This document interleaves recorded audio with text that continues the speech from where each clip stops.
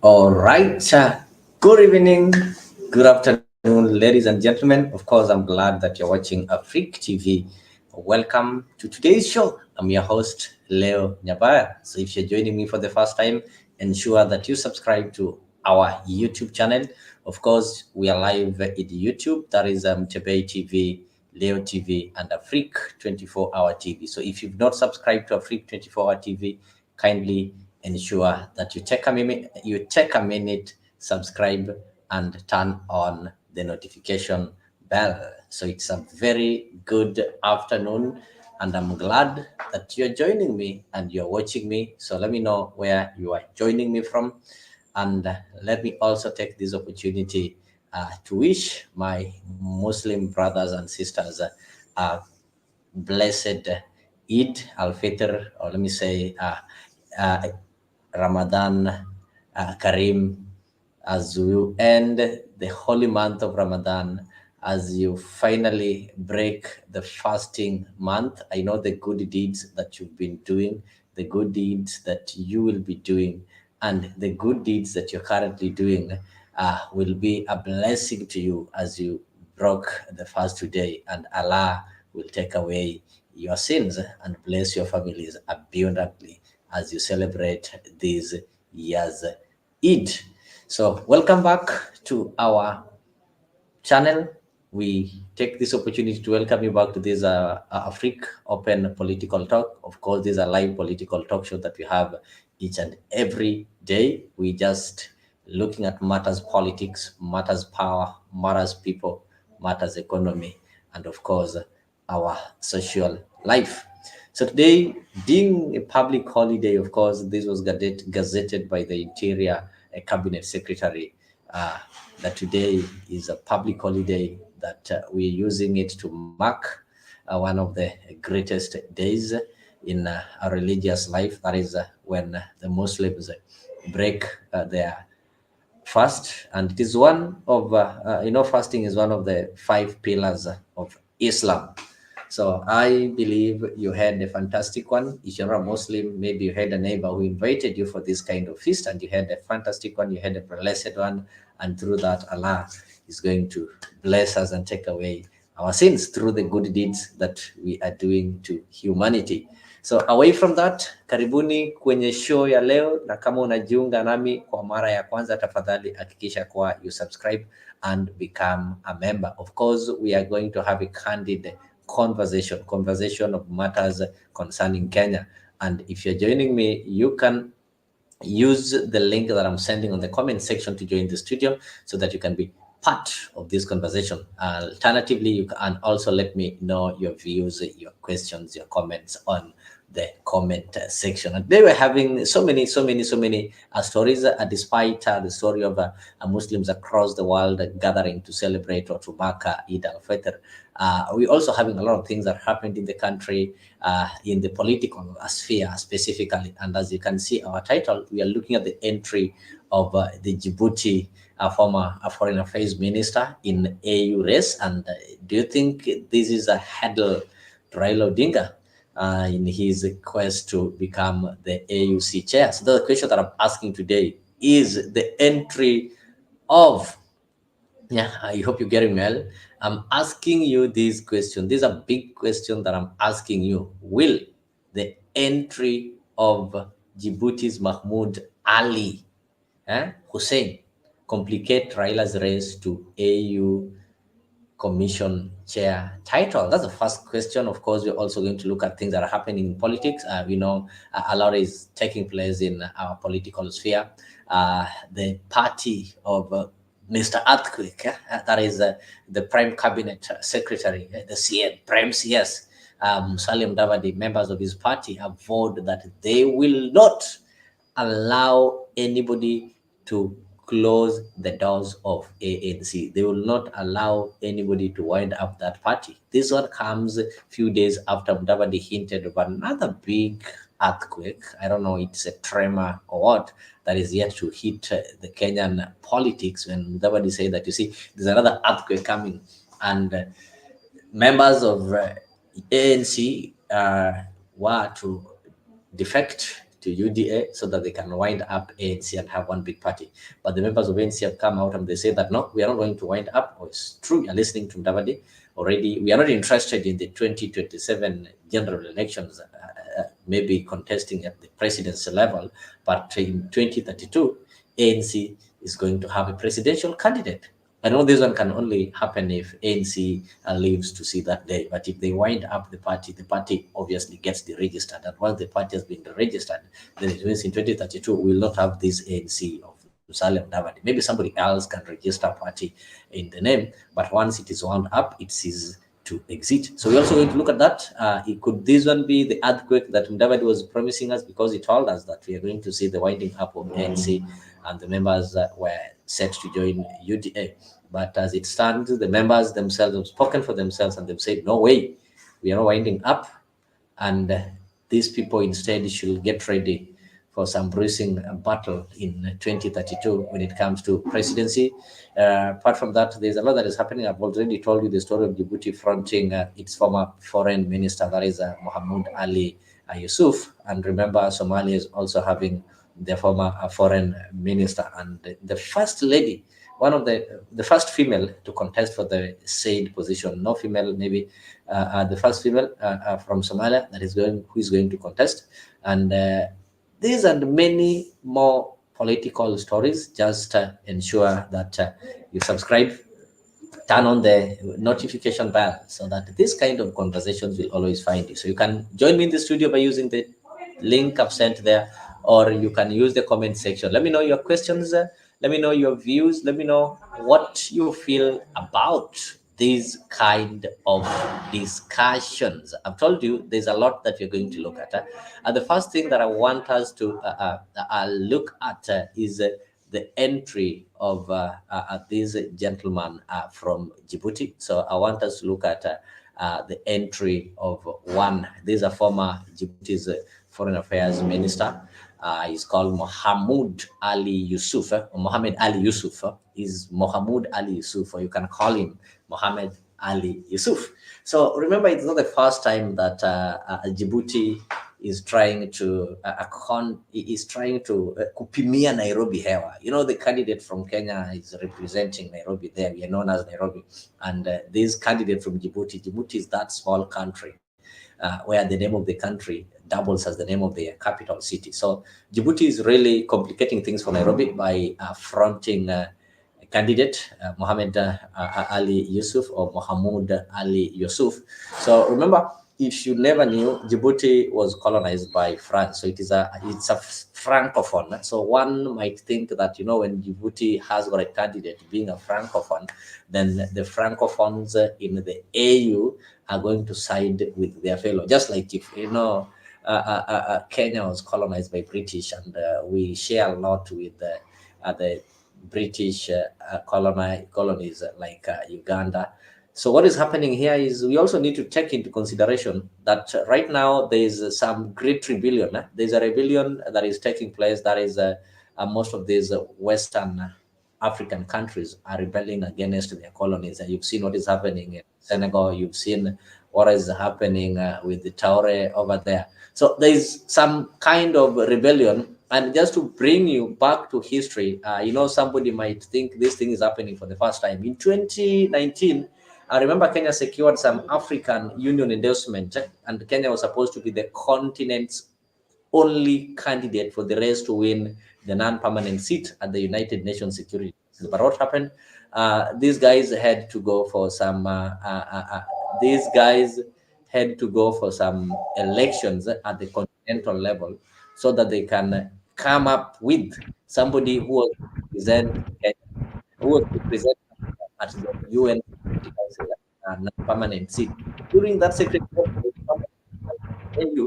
you'll find that Kenya managed to beat Djibouti. Kenya got 37 votes, while Djibouti had 13. And this one prompted Djibouti to do what? To withdraw from the race. But however, after that, they decided, I think somebody motivated them. They made a U-turn and ended up bringing a candidate. And these things jeopardized our chance. And of course, Kenya has got some financial muscles.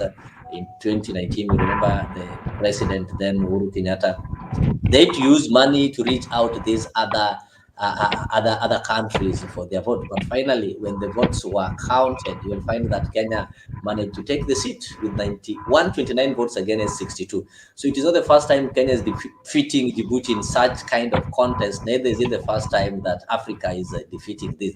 So let us wait and see. Let me take this opportunity to welcome. I can see there are so many panelists who joined me here. I have Jeff Mburu with me. I'm also having Ellie. I know, Jeff, it's been a long time since I saw you. Welcome to today's show.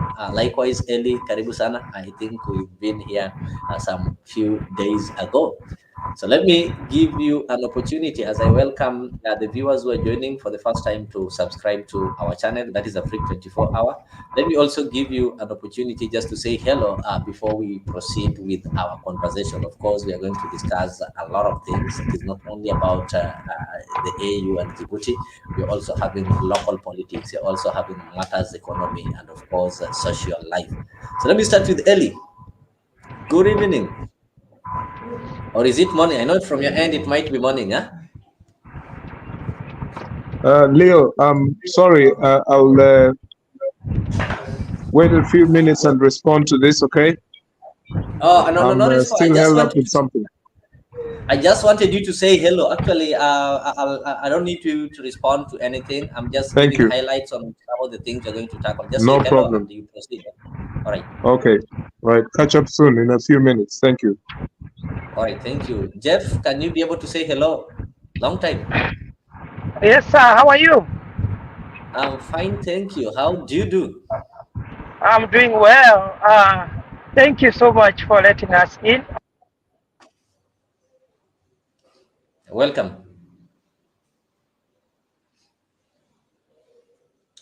Of course, ladies and gentlemen, that is Jeff and Ellie. Of course, they are going to join us shortly in this conversation. I was just briefing you on what is happening. Yeah, I was just briefing you on the entry of Mohammed Ali Yusuf. Mohammed Ali Yusuf is a former foreign affairs minister in Djibouti, and of course, he's also having some he comes in with a lot of experience, actually, continentally. Remember, when you're foreign affairs ministers, like currently we are having Musalia Mudavadi, these are people who frequently have to engage different departments from different countries. Of course, they are the people that we send to these countries to go and represent our interests, to go and negotiate on our behalf. And through this kind of duty, they get to interact with these states, and that is why when you see them moving around, they have got some wide knowledge in these countries that some of our ministers who just operate locally, or some of our politicians who just do their local politicians, cannot be able to match. So we cannot underrate. Same to Somali's former foreign affairs, and of course, being a lady, it also speaks some volume, because there's some people who think that maybe Africa generally is normally seen as a continent that values male, and it's not gender sensitive. Maybe some people might think that, oh, this is the time that we have to look into that. Of course, that debate came and they were supposed to give it to a female candidate this season, but it was ratified. We thank the delegation that we sent from the Eastern Africa, who managed to convince the entire committee that it's not yet time to make such kind of declaration, and every gender should be given an equal opportunity to represent themselves. So I told you that in 2019 we had the same scenario, and we had Djibouti. They insisted, even after being told to step aside, the vote was taken. Kenya got 37, they got 13 votes. However, they decided to make a swift about turn on their decision to support Kenya and declared their intention to go for the seat. And this thing made Kenya to spend a lot of money, something that, of course, right now we also have to do. And finally, when we reach the final votes, you'll find that they did not get a winner, because they wanted around 128 for it to win in the first round. That one did not happen. But when people went for the second round, Kenya got 126 votes against Djibouti's 62. So in that way, Kenya managed to defeat Djibouti, and Africa managed to defeat Djibouti. I say Africa managed to defeat Djibouti because it was an agreement by Africa that we are fronting Kenya. for that seat to go and represent Africa over there. The same way this time, if Djibouti goes, what they've done, they are going against the agreement that was made by the East African Community, the EAC, that they decided that in Eastern Africa, we are going to give this thing to Nairobi. And in Nairobi, we are going to send His Excellency Raila Odinga. But if they go against this, that mean they are going against East Africa, they're also going against Kenya. And we are certain that Kenya is going to win. You people have been known that, when it comes to this post in the AUC, this is somebody who makes some critical decision that is affecting the entire Africa and also affects the relationship between Africa and the entire world. And it has got some vested interest, not only in Africa. We are having even some foreign interest. We're having Russians are having interest. The Chinese are having interest here. The Western countries are having interest. The Americans are having interest. So they want a candidate that can be able to serve their interest. So maybe there are people, this country called Djibouti, it's one of the smallest countries that we have in Eastern Africa, but it is not as small as we might think. It's a francophone, yes. Apart from that, some people, we can't belittle that country because it's a country that, being a francophone, being a small country, being a country that is not economically stable as we may think, it's easy for maybe people with interest to use them, maybe to manipulate the entire system in Africa. So having a chairman from Djibouti maybe might serve some interest of other people in Africa. So I don't know your take. So as my viewers, the question that I'm asking you today, I'm just asking a simple question. I want to see your view on this. The question is, will the entry of Djibouti's Mahmoud Ali complicate Raila's race to AUC title? Of course, we are going to look at this and more as we proceed with these conversations. So let me take this opportunity to welcome you to this show. I know there are people who are joining this show for the first time. The people who've been in this show always, they know how we do it. Thank you. That is good. You also need to invite your friends and relatives so that we can always do it together. I can see Goodyear is already there. There are so many people who are watching me, but you're not communicating. I always like it that we make the comment section as interactive as possible. So ensure that as you join the show, you use the comment section. Tell me where you are joining from, maybe who you are, your concern, your view. You can also send your questions there. And if you want to join us here, of course, I'm with Eli and Jeff Mburu. You can use the link that I've sent on the comment section and be part of this conversation. I told you the day was long. The day was blessed. The day was so fantastic as our Muslim brothers and sisters were celebrating Eid al-Fitr and praying that Allah takes away their sins because of the good deeds they've been doing and the ones that they are yet to do and the ones they are doing. And this thing, it was celebrated by majority, not only Muslims. We also had friends of Muslims. And maybe let me give you some fanatic moments that was experienced during these celebrations. There are people who went and maybe they did not manage to rehearse. Like, I want to take you to the county of Homa Bay. This is the county of one and only Eli. Eli, who is here, and this is his deputy governor. You also got an opportunity to celebrate Eid with the Muslim community in Homa Bay. This is what he said. Of the county, Assalamu alaikum. Assalamu alaikum. So, ladies and gentlemen. Yes, ladies and gentlemen, that is how it went down. Of course, it was full of fun. And I know you there who is watching me, hatujawahi kukuona ukivaa kanzu, lakini leo tulikuona ukivaa. Nyinyi pia tumewajua. Kwa nini huyu leo amevaa kanzu? Kwa kawaida huwa havai kanzu. We saw you. Kuna wale walivaa kanzu na wakacelebrate. Na hayo yote tunasema Eid ilikuwa sawa. Hata our cabinet secretary wa education pia hakuachwa nyuma. He also had to attend. Assalamu alaikum. Assalamu alaikum.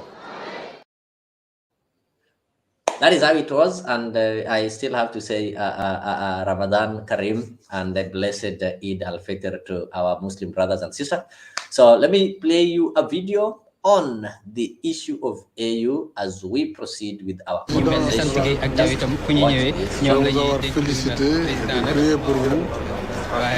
l'honneur de vous remettre la clé symbolique. Sorry, I wasn't supposed to play for you that. I just want to give you this one. Just the news that I've is making part of our discussion today. Youssouf announced her bid early in March. Emily Chebet reports on the new dynamics in the race to succeed Moussa Faki. Djibouti has thrown its hat into the ring for the African Union Commission chairmanship, joining Kenya and Somalia, a move that is likely to change the dynamics in the competition in the Eastern African region.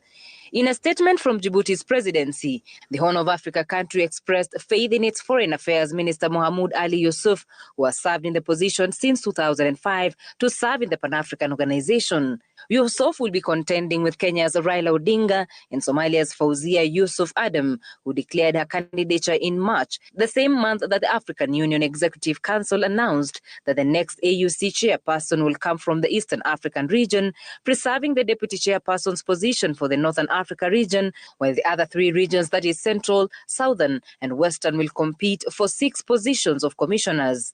Djibouti expressed its confidence in the abilities of its candidate, saying he has all the assets to meet the expectations and interests of the continent, including fluency in French, English, and Arabic. Djibouti's bid is seen as targeting the Francophone and Arabic-speaking countries. While Kenya has been on a charm offensive to lobby for more support for Odinga, Djibouti's entry into the race further complicates President William Ruto's efforts to secure regional backing. Kenyans have weighed in on the new twist to Raila's candidature.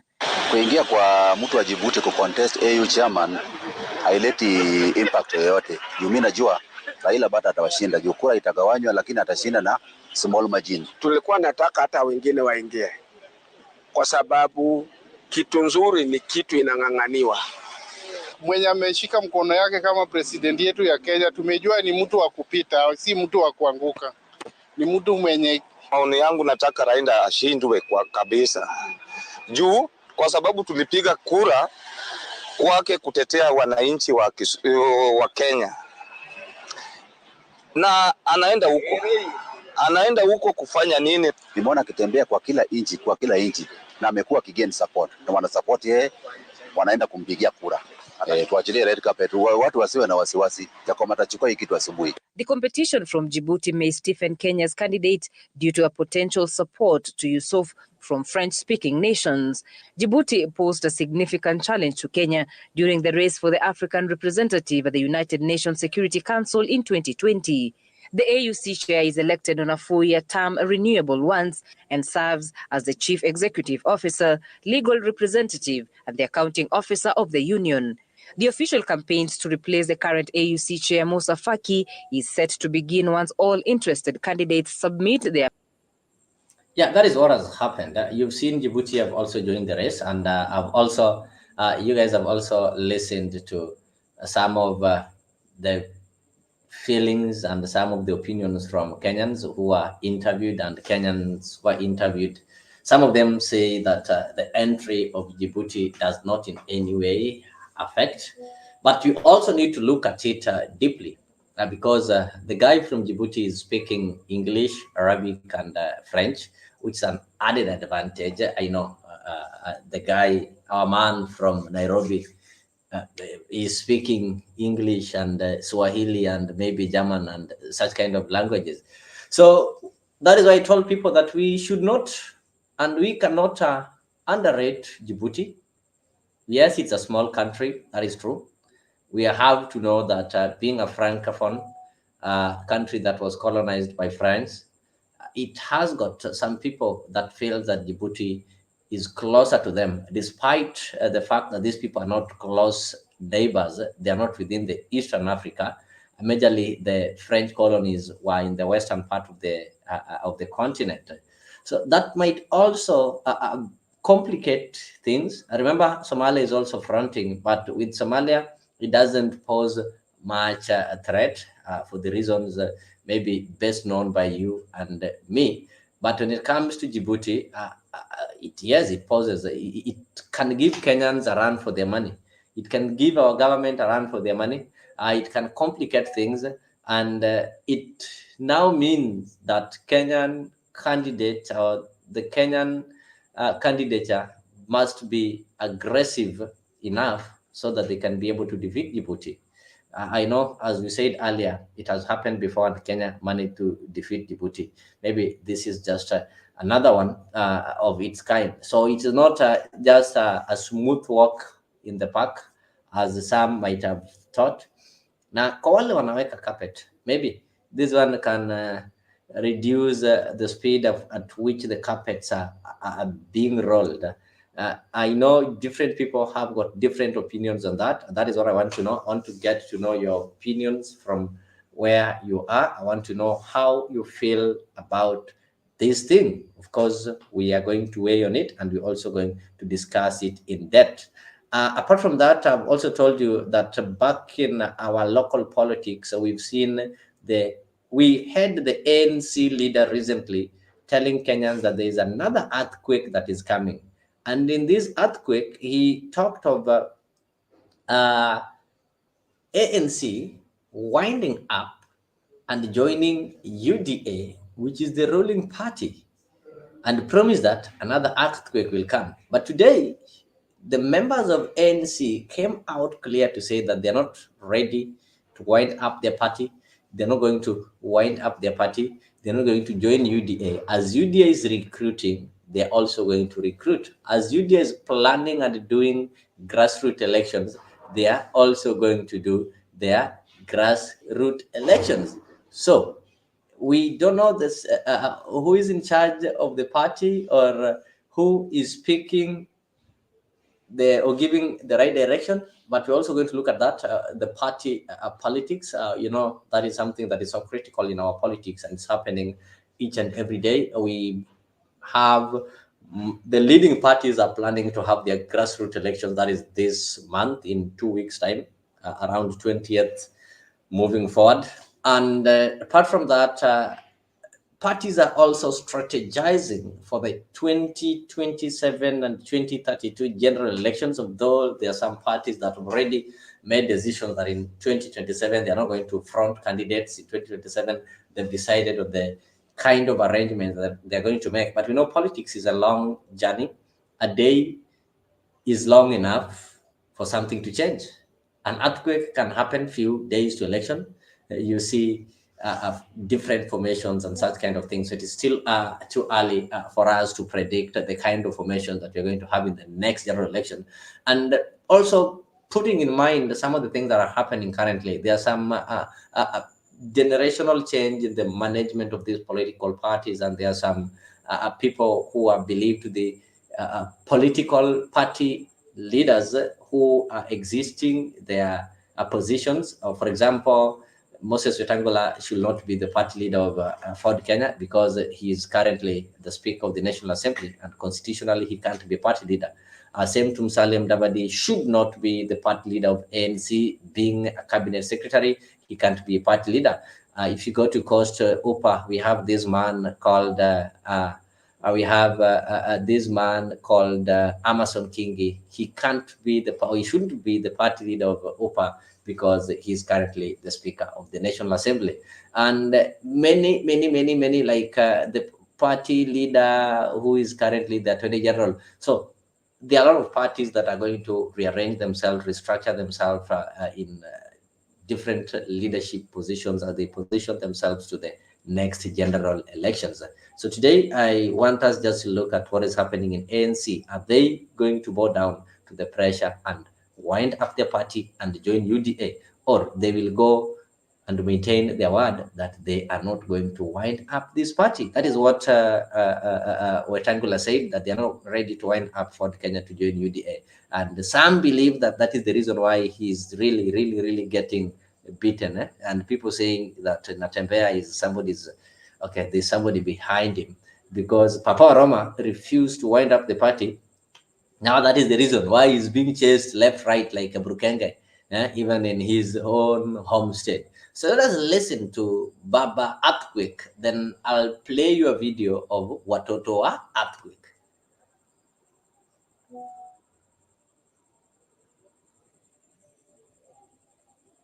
Bafumulo, I want to make it clear, and to other ANC supporters, although I may not be the official party leader today, but as a strong member of the ANC party, I must tell you, frankly, our conversation must be serious about how to strengthen the Kenya Kwanza administration and how to work very, very closely with the UDA, which is the principal party in the coalition, and to even engage in even deeper debates.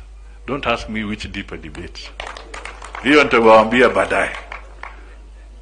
Earthquake ingine itakuja huko mbele. But the message... That was the owner of the earthquake, is, I don't know, is the how do you call it, meteorologist or what? That was the owner of the earthquake telling you that he's going to work closer. Goodyear is telling me that earthquakes are real. They're all unfolding. Yeah, earthquakes are real. You know, I've learned, okay, in my political life, I've learned never to underrate the son of Hannah. You know, this is the son of Hannah, and in those people who profess Christianity, they know who Hannah is, and whenever they give stories, they give stories of Hannah and Penina and such. So I never underrate the son of Hannah, Mr. Earthquake. When he promised members of NASA by then an earthquake, indeed it happened, and that is the earthquake that swept Wetangula, and they formed the Kenya Kwanza, and they left this other side, Kwamata. So despite the father of earthquake talking softly and diplomatically the way he does his things, this is what now the members, you know, the members of the party, you know, there's a party leader, and actually currently he's not a party leader, courtesy of being a cabinet secretary. The law requires you to relinquish and leave those kind of positions. You don't need to be associated or be a member of any political party because you are a public officer. Though politics in your face can't be rubbed away. That is why people keep on saying that, you know, according to the constitution, when appointing the cabinet secretaries, we don't know to give these positions to politicians. But, you know, politicians can dissociate themselves from with these political parties and political activities, but the politician in them can't be erased. When you look at them, you still read politics. When you look at Moses Wetangula, you see a Ford Kenya. When you look at Mudavadi, you see ANC. Yeah, so these guys, you can't remove the separate politics from them. Look at Korea. You know, all these cabinet secretaries, most of them were party leaders. Moses Korea was a party leader. The other one, how do you call him? The one for agriculture, I don't know his name. I only know the story of fertilizer. So listen to the party owners, what they had to say. C will be a very important party. And that's why we shall not fold the party. Sababu, this is the other baseline ambayo ita accommodate any other candidate hapa na pale. And we shall also be shopping for the best candidates. Let them not think of closing or folding ANC. But they should be thinking of the president vying on ANC.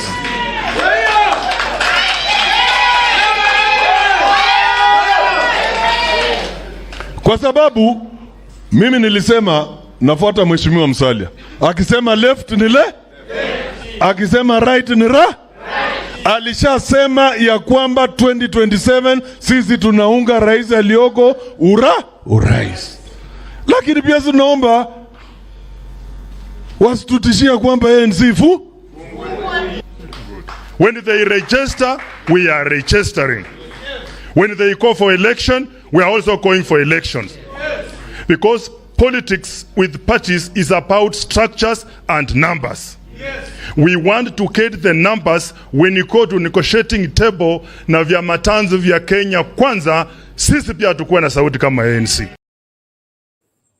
Yeah, that is the ANC SG Omboko Milemba. They are saying clearly that there's no way they are going to wind up the Mudavadi-led ANC party. Remember, this party had their Secretary General. I think when I talk the Secretary General, you know him. They had their Secretary General, that is one Cleophas, not Secretary General, but the party deputy party leader, Cleophas Malala already left the party and is now the Secretary General of UDA. And he went there to prepare the way. He went there to show them that, okay, I'm the deputy party leader. I've gone to UDA. You people also need to follow me. But they've said we are not going to follow you. So do you think that this party is going to succumb to UDA pressure to fold it so that they can form one big party called UDA? A similar thing is happening in Meru. I don't know where they've reached. You guys from Meru, I know. Murume, tafadhali, you people can update me what is happening there. The last time I checked, Kawira Mwangaza was doing what? The last time I checked, Kawira Mwangaza was abandoning her Mwangaza, whatever. She's an independent candidate. She was deciding now she's joining UDA. Then something strange happened. The MCS told her that if she's joining UDA, she needs to prove that she joined UDA.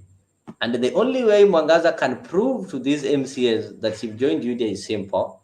She needs to go to the registrar of political parties, write to the registrar of political parties that she left her independent party or whatever and is now officially a member of UDA.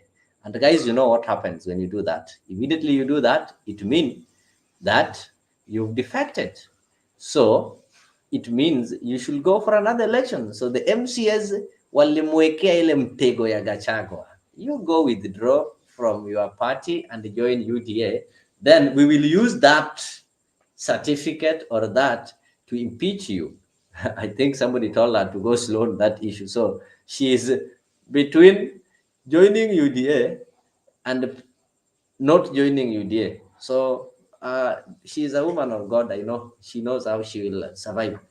So, ladies and gentlemen, that is what is happening in ANC. We don't know if these guys will be able to join. And maybe the question that people are asking, what is the future of these political parties?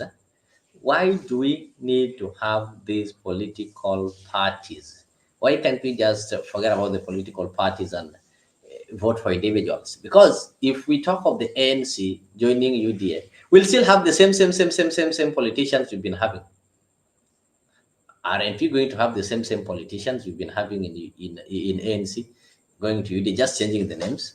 Then why can't we just say that we are voting for these individuals? Because the political parties, as it stands, aren't, maybe they're adding some value to the politicians, but to the citizens or the citizens and the voters aren't seeing any value. And it stands that these political parties are just, are they milk cows? Yes, for the politicians, the owners. Because you're a party leader, there's that money, the political parties, according to the political parties, there's this political parties fund that is normally given, and it is based on the numbers that you have. That is why there are people who will not wind up their political parties. Because once you wind up your political party, then it means that bigger coalition, the party you're joining belongs to somebody. These people get this money. They're the ones who decide on how it is being used. And even this election of the grassroots leaders, you'll only elect these grassroots leaders at your ward level and at their constituency level. When it comes to the national level, the people who interact with this money from the political parties' funds, you are not going to elect them, actually. These guys are going to be appointed. Like if somebody asks you who elected this gentleman, Malala, to become the UDA Secretary General, of course, he's not even a member of UDA. He's a member of ANC and a Secretary General of UDA. Who elected Sifuna to become ODM Secretary General? He declared himself an SG. Where did they do voting to make William Ruto or Raila Odinga the party leaders? Where did they do voting to make Wetangula party leader of Ford?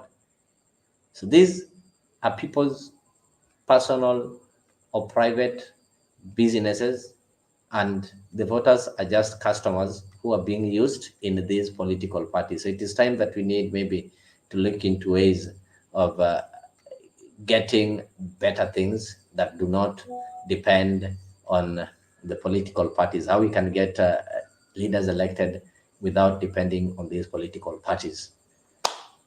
So Thank you so much for keeping it here. Thank you so much for joining the show. Thank you so much for participating. Thank you so much for joining me. I would want to invite you to subscribe to our channel. That is a Freak 24 hour. If you've not subscribed, just take a minute and subscribe to our channel. We not only do live talks for politics, of course, each and every day we are having live political talk shows, and everybody's welcomed. Like I've shared the link on the comment section. You can use the link in joining the studio to be part of the conversation. You can also participate in this conversation by typing and sending your comments, sending your views, asking your questions through the comment section there.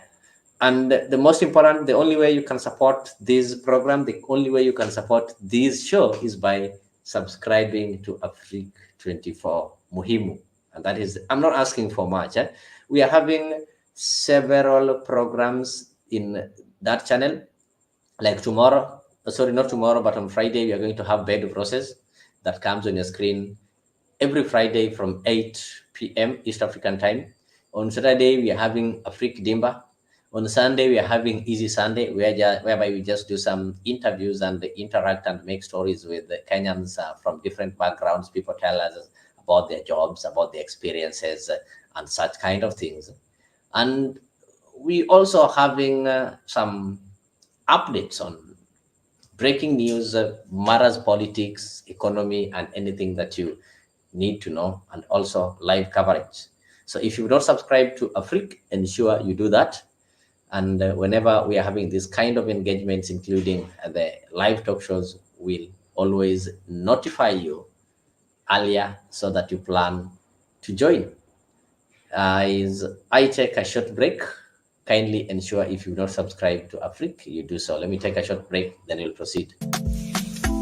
Join us every Friday from 8 p.m. to 9 p.m. for a captivating journey into the world of love, relationships, and romance, presented by the dynamic trio Maggie Knox, MC Jesse, and Annie Waweru. Bed of Roses promises to be your weekly dose of heartwarming stories, insightful discussions, and expert advice on matters of the heart. Whether you're single, in a relationship, or simply love a good love story, this is the show for you. Don't miss out on the chance to unwind and indulge in the joys and challenges of love, all brought to you by our talented hosts. Tune into Afrique 24 every Friday from 8 p.m. to 9 p.m. and let us guide you through the enchanting world of Bed of Roses. Subscribe now and mark your calendars. You don't want to miss this. See you there.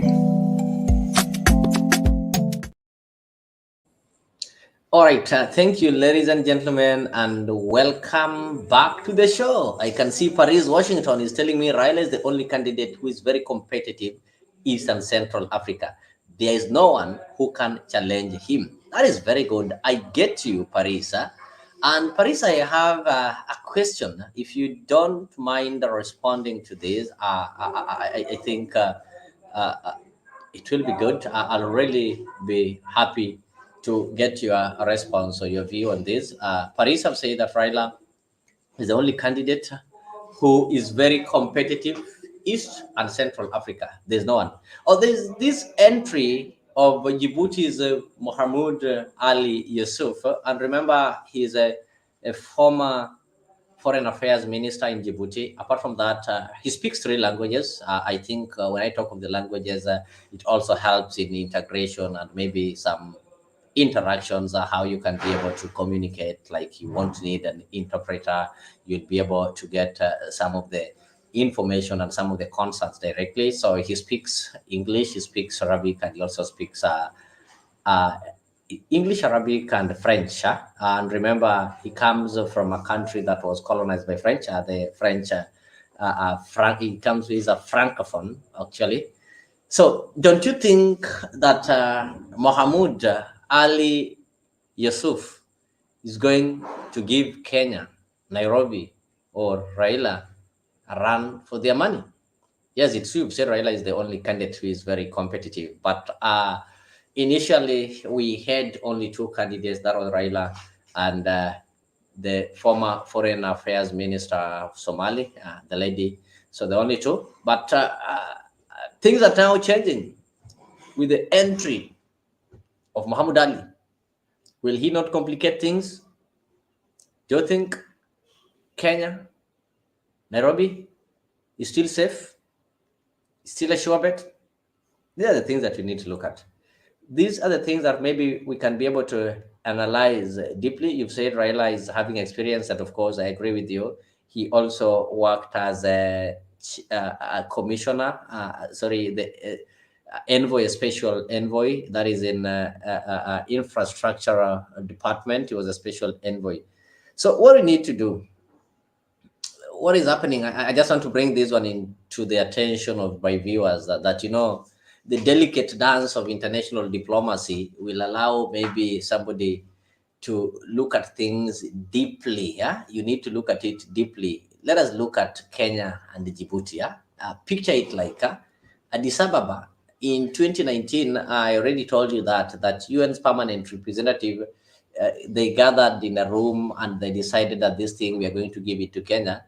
And first of all, Kenya squared it off with the Djibouti, of which Kenya emerged winners. Then after that, you'll find that Djibouti went back and thought and said, no, we are not leaving it. So what did they do? They decided to go for it to the finals, where Kenya and Africa managed maybe to beat them. You see? So, you know, when you look at this thing, we have to look at it. I don't know what is there between Kenya and Addis Ababa, but we need to fast forward, know that Djibouti have not recovered from the beating that we gave them in 2019. Maybe this time round, they're also going to do some diplomatic shuttle diplomacy and such kind of things, because they are still not yet recovered from what we did to them in 2019. And it's a similar thing. The other time we met at African level, now we are meeting at Eastern African level. Yeah.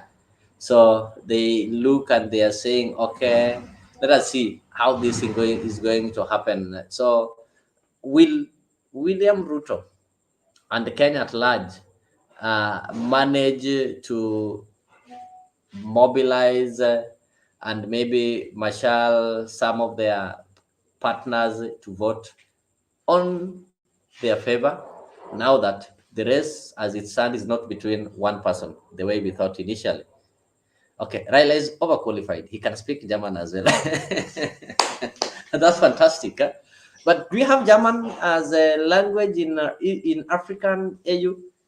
I think we do have Arabic speaking nations. Of course, if you go to countries that are Islamic based, like Somalia, they speak Arabic as one of the official language. Go to country like Djibouti, they do Arabic. Eritrea do Arabic. Go to Egypt, they do Arabic.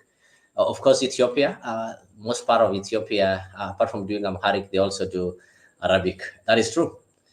We have in Eastern Africa, I think people like Djibouti, they find it rough because in East Africa, we majorly do Swahili. But we have English and we also have French, because when you talk of French, all the Francophone countries like Djibouti, Nigeria, Niger, Sierra Leone, and most of these countries that were colonized by France, they do speak French.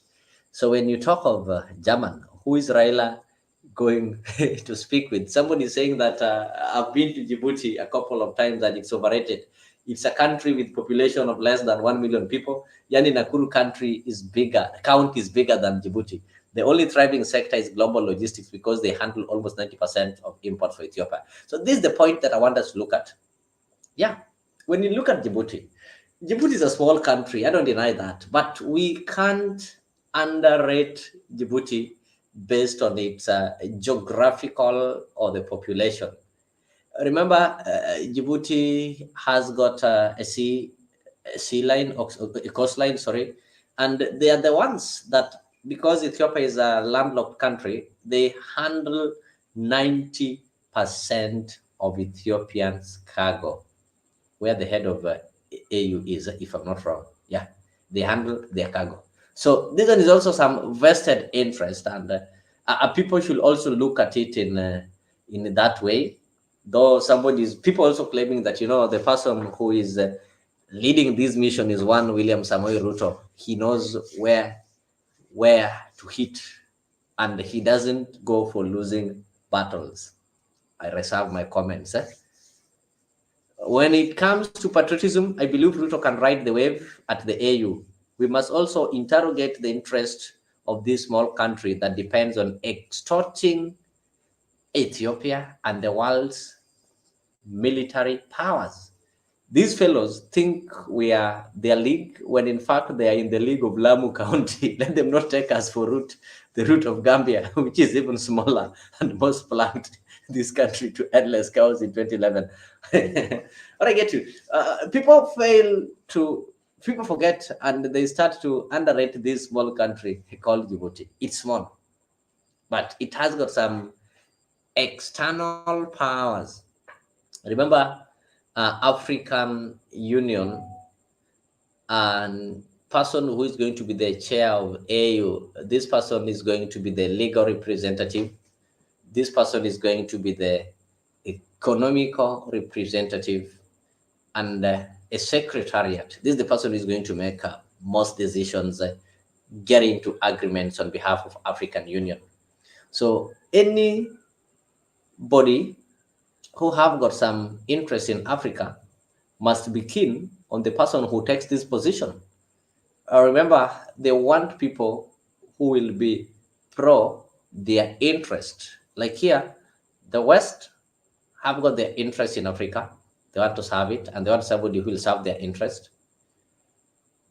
Of course, William Ruto is pro-West, though William Ruto is standing in the middle. He's in West, he's in East. Yeah? He's eating from both ends. That is how talented he is. We can't avoid that.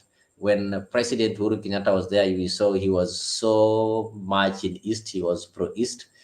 The East are also having their interest. And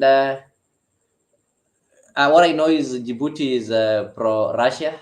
Right now, there's some scramble for Africa because of the war that is between Russia, Ukraine, and some superpowers who've aligned themselves.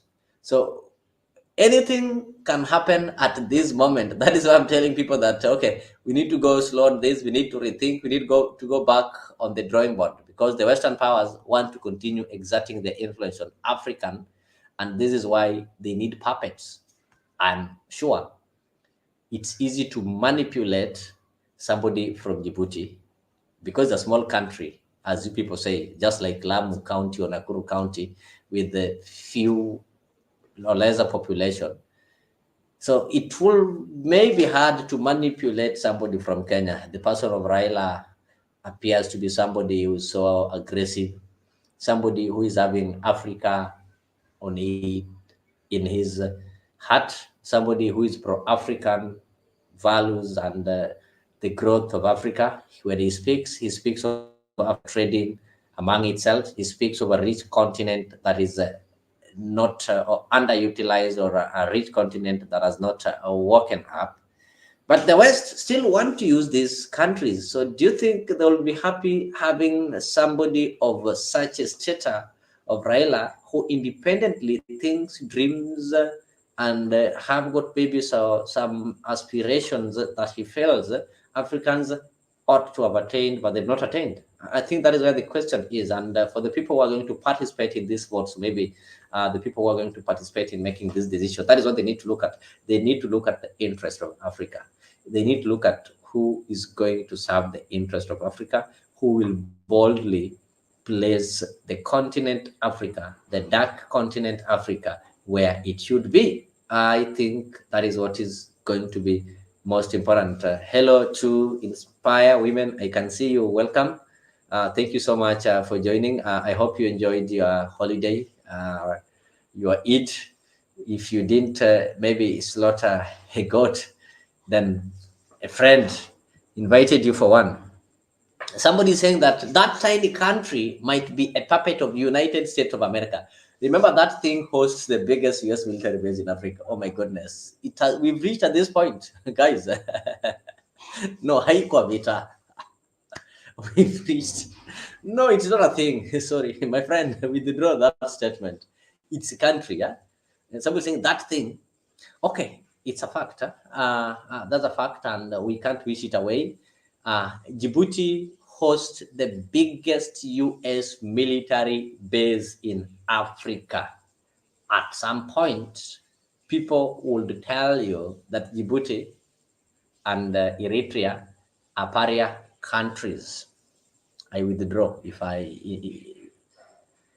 this one has been planted by the Western powers. Yani, they can never let us make decisions on our own without interfering. We know Baba being a Pan-Africanist. Haifurahishi the Westerners. Guys, this is what I was talking of, yeah? There is a vested interest in this African position. Each and every power want control over Africa. They want to serve their interest, which is very right. Which is very right. Huh?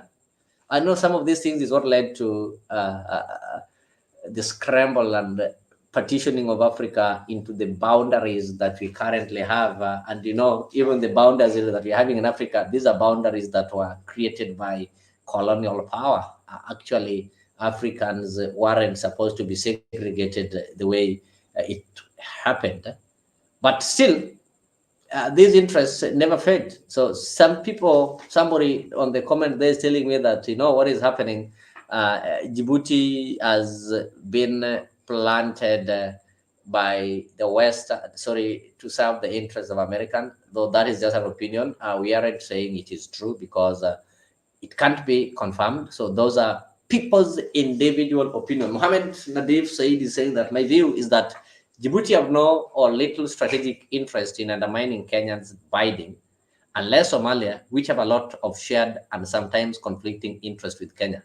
The efforts of Djibouti are most likely backed by countries it hosts, such as those with strategic interest in the Horn of Africa and Red Sea, especially France, which is losing its standing in its former colonies. I agree with Mohammed. I think this is the perfect explanation as to why Djibouti is entering into the race. We don't share anything common, maybe that can bring a conflict of interest with Djibouti. We've never had any conflict of interest with Djibouti as a country, but Djibouti is there.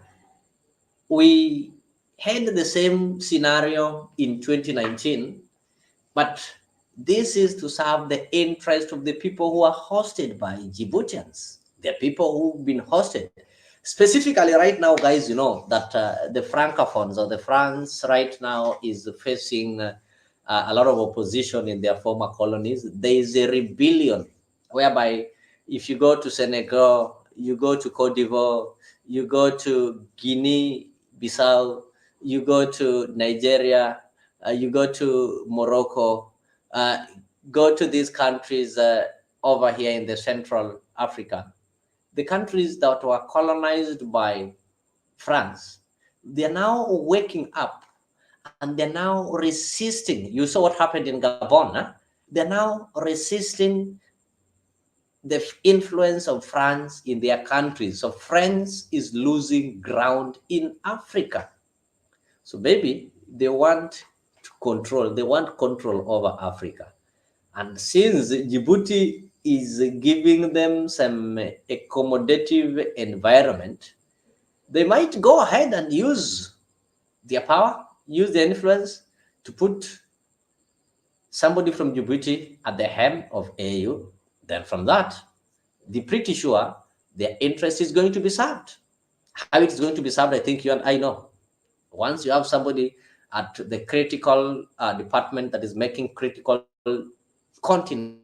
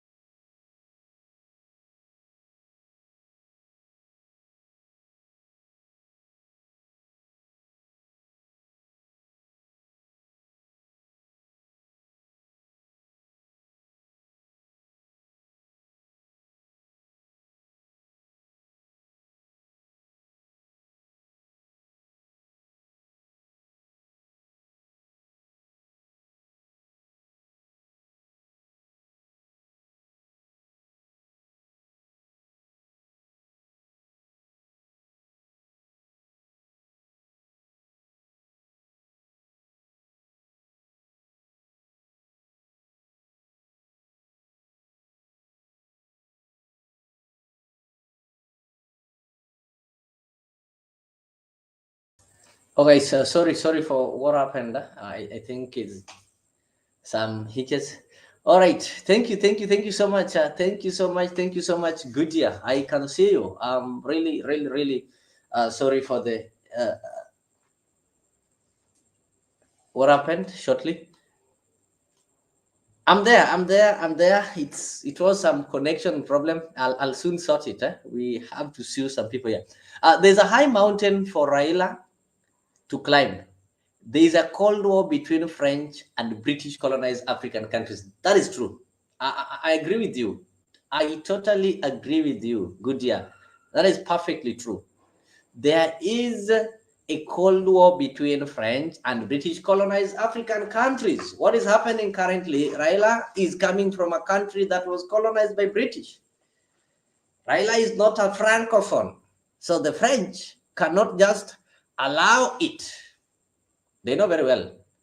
Now that France is facing opposition and some rejection and resistance in Africa, so you have somebody who is not pro-France or not a francophone at the helm of African continental leadership. What is going to happen? It tells you that what is likely going to happen is that the agenda won't be advanced. So I totally agree with you. David Maina Dungu, it's sad that Djibouti will allow itself to be used by France in attempt to weaken AUC and other organs of the AU. Kenya will triumph again. Yeah, it's true. Kenya have done this, not for the first time, not for the second time. Kenya have done this. And we all know that Djibouti is not at any war with Kenya. They're not trying to undermine Nairobi's candidacy, but they're trying to serve the interest of the foreign forces. If it was Somalia, then we would say Somalia is undermining us, because what is happening is that we share a lot with Somalia in terms of boundary resources. You even heard us having a case being taken to IECC on Indian Ocean.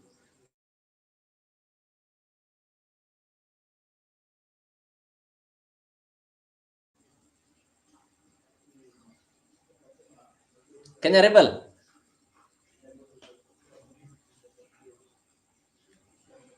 Kenya Rebel. Do I call you Jane Jalejo?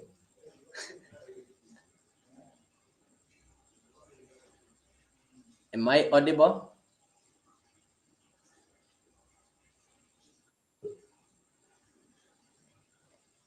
Oh, thank you. Kenya Rebel, can you hear me? Boniface, can you hear me?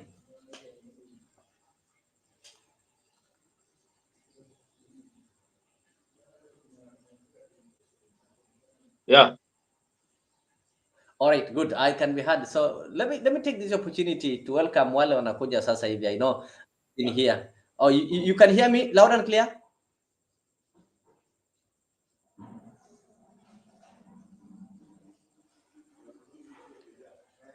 So the ones who are joining now, you can, I do request you to subscribe to our channel. That is a quick 24-hour, if you've not subscribed, so that whenever we go live or we have such kind of programs, we'll always ensure that you are updated. So if you're joining me for the first time, ensure you do that, subscribe, and keep it here at Afrique 24-hour. I can see I'm joined by Boniface Kimanzi. I'm also having one of our very own, the 21st century Migona. He's called Kenyan Rebel. If you can hear my voice, let me just confirm. Yes. Can you hear me? All right, I'll play this. Maybe I'll allow them to work on their audios. Can you hear me? You guys, you mean both of you can?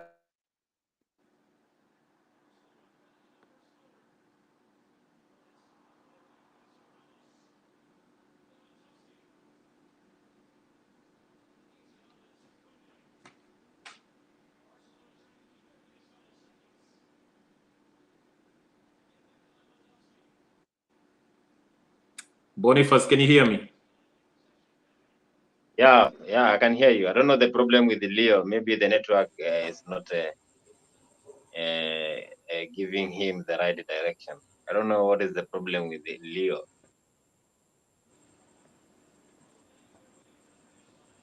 I'm back. I think Yeah. I can be heard now. What is the problem, bro? You understand these things, so I don't need to explain myself. It's good. I can be able to hear you. Happy to see you. I thought those guys had not given you people power because, but I can see it's okay. Things have been done well over there. So you people need to thank. How do you call him? The energy CS.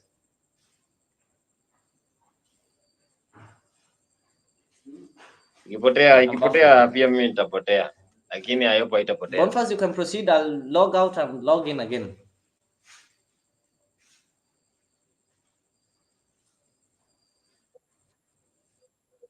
So where were you? Just proceed and log out and log in again.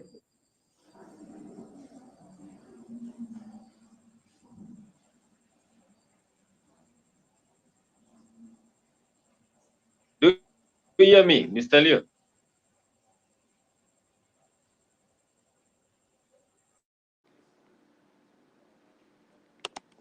He say he will log out. Can you hear me? I don't know the problem with the I don't know the problem with the Leo, but again, maybe we'll be back soon. What is there? I want to welcome everyone who is watching Africa 24 so that we can sail in this political talk. And again, Leo, as he was directing us, he left us whereby there is this competition whereby the person who is going to join AU. Now we have the Djibouti, they have that man. They have given their candidates so that they can compete. So what I can say is that this one AU job is not a easy go zone whereby you will just say Raila Odinga is going to win this one. It is not easy. But what is there is like there will be a competition there, and if the competition is high, then definitely Raila Odinga will need to overwork. He needs to convince the African president so that they can vote for him. So if the Djibouti have produced their candidate, then Mahmoud then will be there, Raila Odinga will be there, and also some West African countries will be there. It will be a tough competition, and I hope Raila Odinga joins. But we have a lot of Kenyans expecting, they have high expectation, but we know that expectation leads to a disappointment at a time. You need to lower your expectation. So I think Raila Odinga candidates and supporters need to lower expectation. Maybe he can go there and fail. He came back to 2027 vying as the president. It is so hard for Kenyans to believe that Raila has won this one. Welcome back, Mr. Leo. All right, thank you so much. I don't know what is wrong. Okay, my end is now clear. The buffers that you people are hearing, they are no longer there. I think I've worked on it. Kenya Rebel, I long to hear your voice. Can you be able to hear me, or you're still not yet connected? I can hear you. Can you hear me? Oh, great. I can hear you well. You're now loud and clear. I wanted to seek your indulgence because, what is happening now is not happening for the first time. You, as student of history, you've been following some of the things that are happening both continentally and intercontinentally. Remember in 2019, after Africans were supposed to, they were supposed to get a non-permanent person in the security department of the UN Security Council, and Africans agreed unanimously that they were to send Kenya, give Kenya that position. And because Djibouti also eyed the position, they had some internal elections, and in which Kenya managed to beat Djibouti by 37-13. Then they decided they're sending Kenya for that position. But Djibouti made a U-turn and presented themselves to the final votes. And when the votes were done, they did not get, Kenya did not win in the first round because you have to get like 128, I think so. But in the second round, Kenya had to score 129 against Djibouti's 67, and Kenya replaced South Africa. I think we still hold that position, if I'm not wrong. So it is not the first time that Djibouti is coming to spoil for Kenya. The other time they did it at African level, but now they are doing it at Eastern African level. Remember, members of the Eastern African department say that now that this thing has been handed over to us, of which if they could unanimously agree on one candidate, then the work would be easier. But of course, we know Somalia fronted their former foreign affairs minister.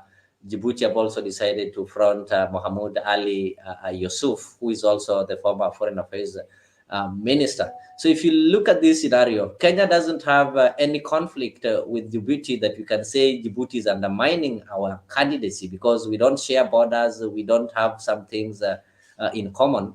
But for Somalia, maybe somebody can say we are having issues. Of course, you know, the border issues and such kind of things. Leo, yes. Leo, time out. They are not undermining Kenya, and Somalia is not undermining Kenya by fronting their candidate. They have all the right to do so. Every country has the right to front their candidate, so to speak. So Djibouti having whatever his name is not undermining Kenya. Okay, it's like if you are running for president and I get into the race to run for president, you can't say that, oh, you are undermining my presidency, my run to become a president. I also have a right to run for president. So they don't have to be, I mean, we have to look at this thing in a fair way. Raila is a candidate. Djibouti also have their candidates. So let the best man win. My only thing is, like I always say, I'd like to see Raila's credentials. He has he was the head of infrastructure when he was appointed by Faki. But this time, this is not going to be an appointed seat. It's going to be him being voted in. And if I was to compare the two, or the three, the Somalia lady, the Djibouti candidate, Raila is the less experienced. Maybe that helps him because he worked for Faki, but other than that, I don't see why he would become the next AU. Raila is not qualified to do anything but to lead mandamanos and con people into before we go there, before we go there, I'll allow you to go there. I will finish my point. I want to ask you a question. Leo, don't you see some vested interest? Leo, I'll finish my point, then you can ask me a question. We have to stress that. You're not giving any point, actually. Okay, do you want to listen to yourself? Then I can log on and listen to you. Log off and listen to All you. right. Proceed. Raila huwa ni kierere, and he always portray himself as the champion of the people. The Standard asked, where is he? Why is he not speaking now about the doctor's plight? Why is he not speaking about the fake fertilizer, since he's the one who told us about G2G? Why is he not speaking? It is because he got into a handshake with Ruto. Just like when he got into a handshake with Kenyatta, he stopped speaking about Baby Pendo and all that stuff. So we see again a good illustration of how this man has been conning people. So that's why I say he's not qualified to have that AU position. He's trying to con his way to any position he gets. So proceed. That's all I wanted to say. Maybe I'll ask you two questions. Number one, just from your last statement on speaking on the matters Kenyan politics, you all know that, okay, when he gets to that AU or whatever, he's not supposed to meddle on local politics. I know he's not yet there, so he still have a chance. So who said he can't meddle in the local politics? They normally say this. You can't bite the hand that feeds you. Right now, you know very well that the position that he wants, he needs government support. The government is going to spend money to move across the continent to campaign for him. The government is going to send the envoy. The government wants somebody who is not at conflict you know, the fake fertilizer is supplied by the government. So when you question it, it means you're having conflict with the government. So do you think he should now forego the AU thing and keep on pushing the government? No, Leo, if Raila is to come out and say, or do you think he will question that and still get the government support? Listen, if there's an issue with the fertilizer, there's an issue with the fake fertilizer. Raila speaking against it is a matter of public interest, whether the government is behind it or not. Okay? So if you're a true Pan-Africanist, you should be standing with the people. Okay? Before you even represent the people of Africa, represent the people of the country you come from. Okay? So if there's an issue, the doctor's not being paid because there's this deal that whatever the government reneged on. Okay? Raila should still come out and say, listen, the government should sit down and resolve this issue quickly. And the same thing with the fake fertilizer, regardless of what's happening in AU. That is not in, it's not, he shouldn't shut up just because the government is supporting him to go for AU. It is not the government there should be a distinction between Raila, the citizen of Kenya, and advocating for the interest of the people, and the government which is in place, which is supporting him for that position. But they shouldn't stop advocating for his candidature for the AU seat just because he speaks in the interest of the public, the people of Kenya. Okay? But since he has entered into a handshake, probably the deal is Raila tuliza mpira, don't say anything against the government, and will support you and get the AUC, which illustrates that this man can be co-opted, bought and sold like a prostitute.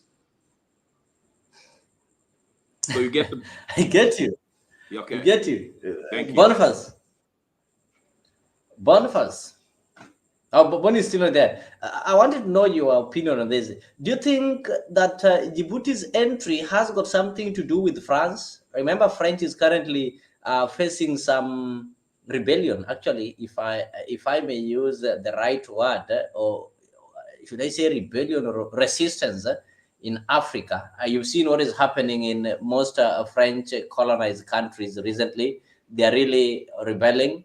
And they are really like, they're showing they don't need France anymore. Do you think the entry of Djibouti is somehow related to France, or there are some powers behind it?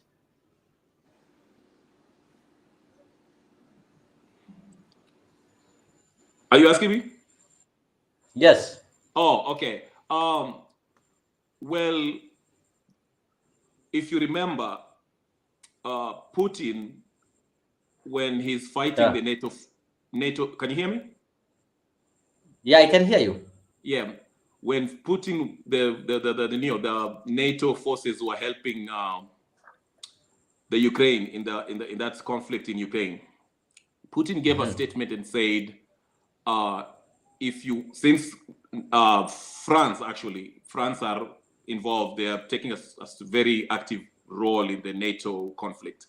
And even Macron 2 weeks ago said that he will send French special forces in Ukraine.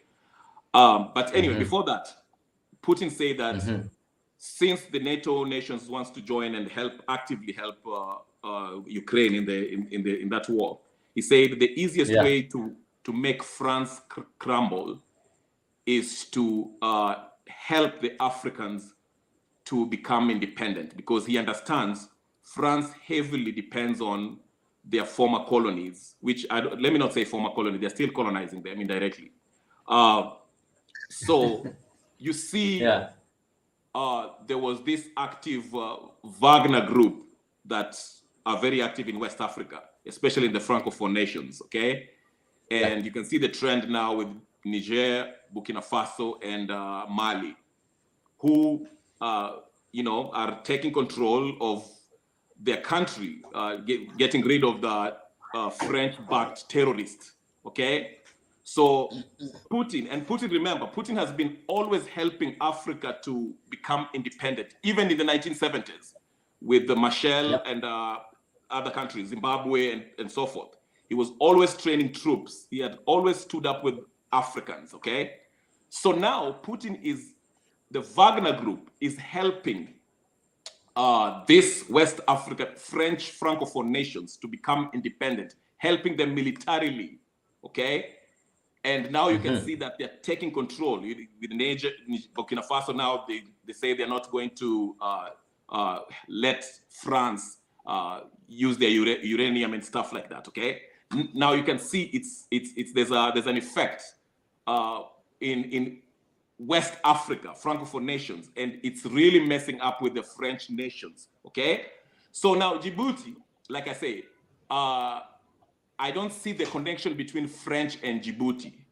AU in general is a product of the West. Remember when Gbagbo was taken out, and none other than Raila Odinga was the one who was used as a useful idiot that he is, went to negotiate to ask Gbagbo to step down, a democratically elected president, and they installed that French puppet, okay? Even Gbagbo spoke about that this past week. So what I'm saying is this: AU is an extension of EU, okay? These conflicts that happen in Congo, where was AU? See what I'm saying? That's why you see the Sahel nations that are now independent, helped by the Wagner Group, by Russia. They do not want anything to do with ECOWAS or AU. So Djibouti, Kenya, and all these countries that are being ruled by the West are the ones who are fighting so hard to be part of AU. Real independent countries from Africa don't want anything to do with AU or ECOWAS or none of these organizations that are started by the West. Anyway, thank you. I get you. Thank you so much for explaining that. Thank you so much for explaining that. Let me just read some comments there. Inspire Women is saying that this time is not time for Raila to interfere with the internal issues. He's busy visiting African countries to try his luck. Kenyans had all time to have Raila as a leader. He's not a substitute. I've seen Eli somewhere. So Eli, have you dropped? If you've dropped, maybe you can rejoin and proceed with your submissions. But if you've dropped, I think try connecting and getting back. Also, I can see Brother Benson Media. Karibu sana, Brother Ben. I hope you're doing good. Havil said Raila could win, but qualification-wise, he's not that qualified. Djibouti is much more qualified than Raila. Okay, Bonfaz. Okay, there's just some greetings. Receive some greetings from Goodyear. So, ladies and gentlemen, thank you so much for always joining this wonderful show and making the conversation flow. So you can always do that by using the comment section there and let us know how you feel. Let us know your questions and your concerns through the comment section. Meanwhile, you can also use the link that I'm sharing on the comment section so that you can join the studio and be part of the conversation. And the most important, if you've not subscribed to our channel, that is Afrique24, ensure you do so and share with your friends so that we can always be having this kind of conversation. So with me is Kenyan revolutionary rebel mwenyewe. Yeah? Sometimes he calls himself Janeko. I'll not translate that. And I'm also having Boniface Kimanzi as we try to weigh in the entry of Djibouti's Mahmoud Ali Youssouf in the race for AUC. Some feel that Mahmoud has been pushed by the foreign, and they say he might have been pushed by French. Some also say he might have been pushed by America because, you know, Djibouti, being a small country, it holds the American military base, if I'm not wrong. One of the largest American military bases in Africa is in Djibouti. Apart from that, Djibouti is also a country of interest to places like, it is the one that does like over like 90% of the sea whatever for Ethiopia. Ethiopia being a landlocked country, they depend on Djibouti and such kind of thing. So we cannot underrate Djibouti.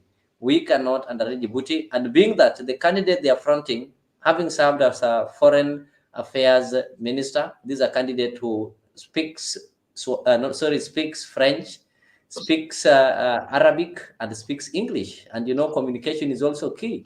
When you come to our candidate, somebody told me Raila speaks German, English, and Swahili.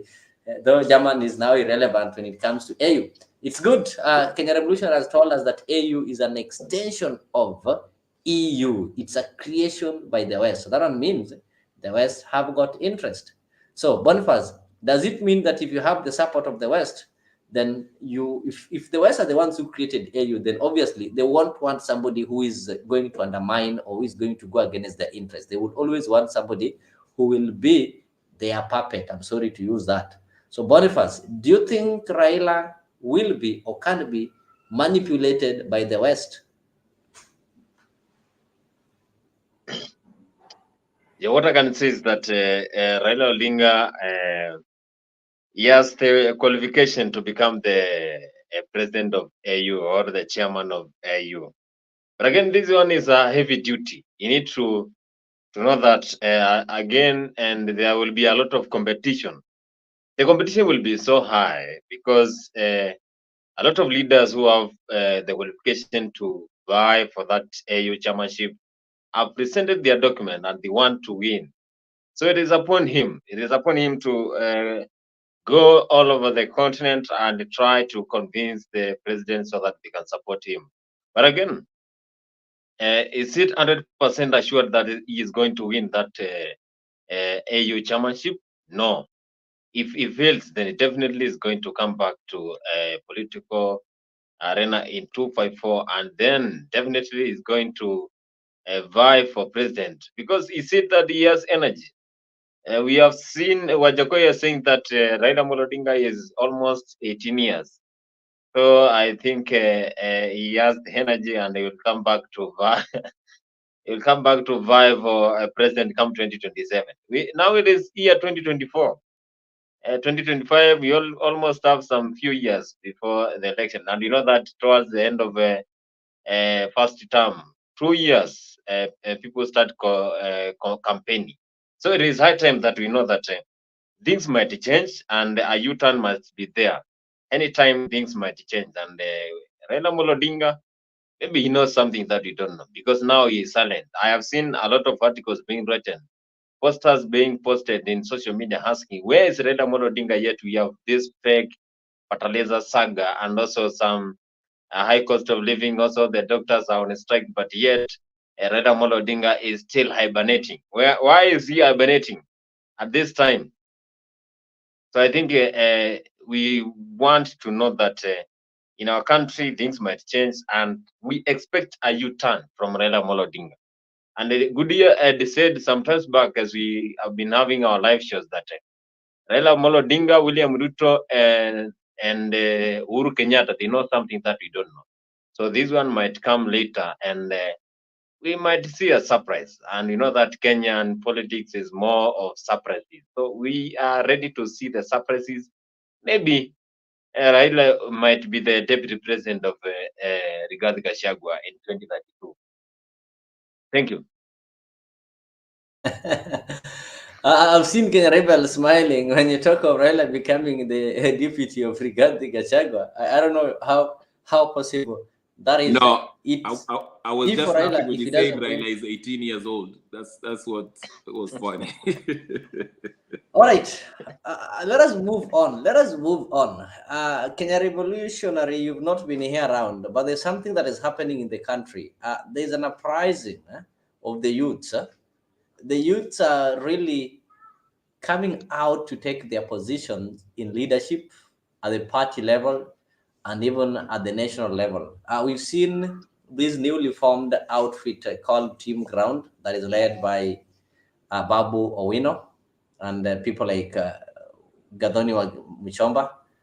And actually, they're really trying to revive the opposition that they feel has been watered. You know, it seemed that the opposition was all about Raila. Now that Raila is quiet, there's nothing like opposition. So these guys are now coming up to fill that gap.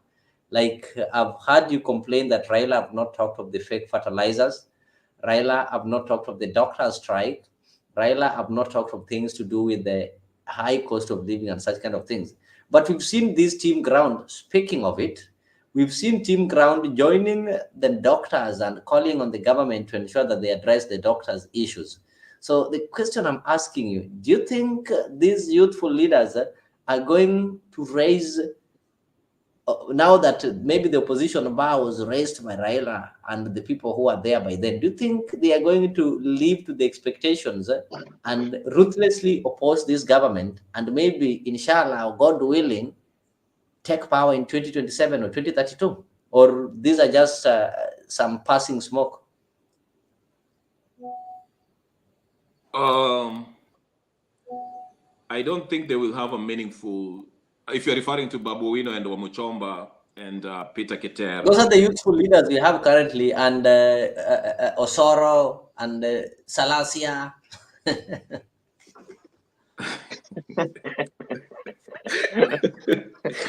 I don't know why I'm laughing. Dude, did you say Salasia? So the answer is where you know the answer, so I can't even finish because you're laughing, so you know. But, no, okay, I don't know why I'm laughing.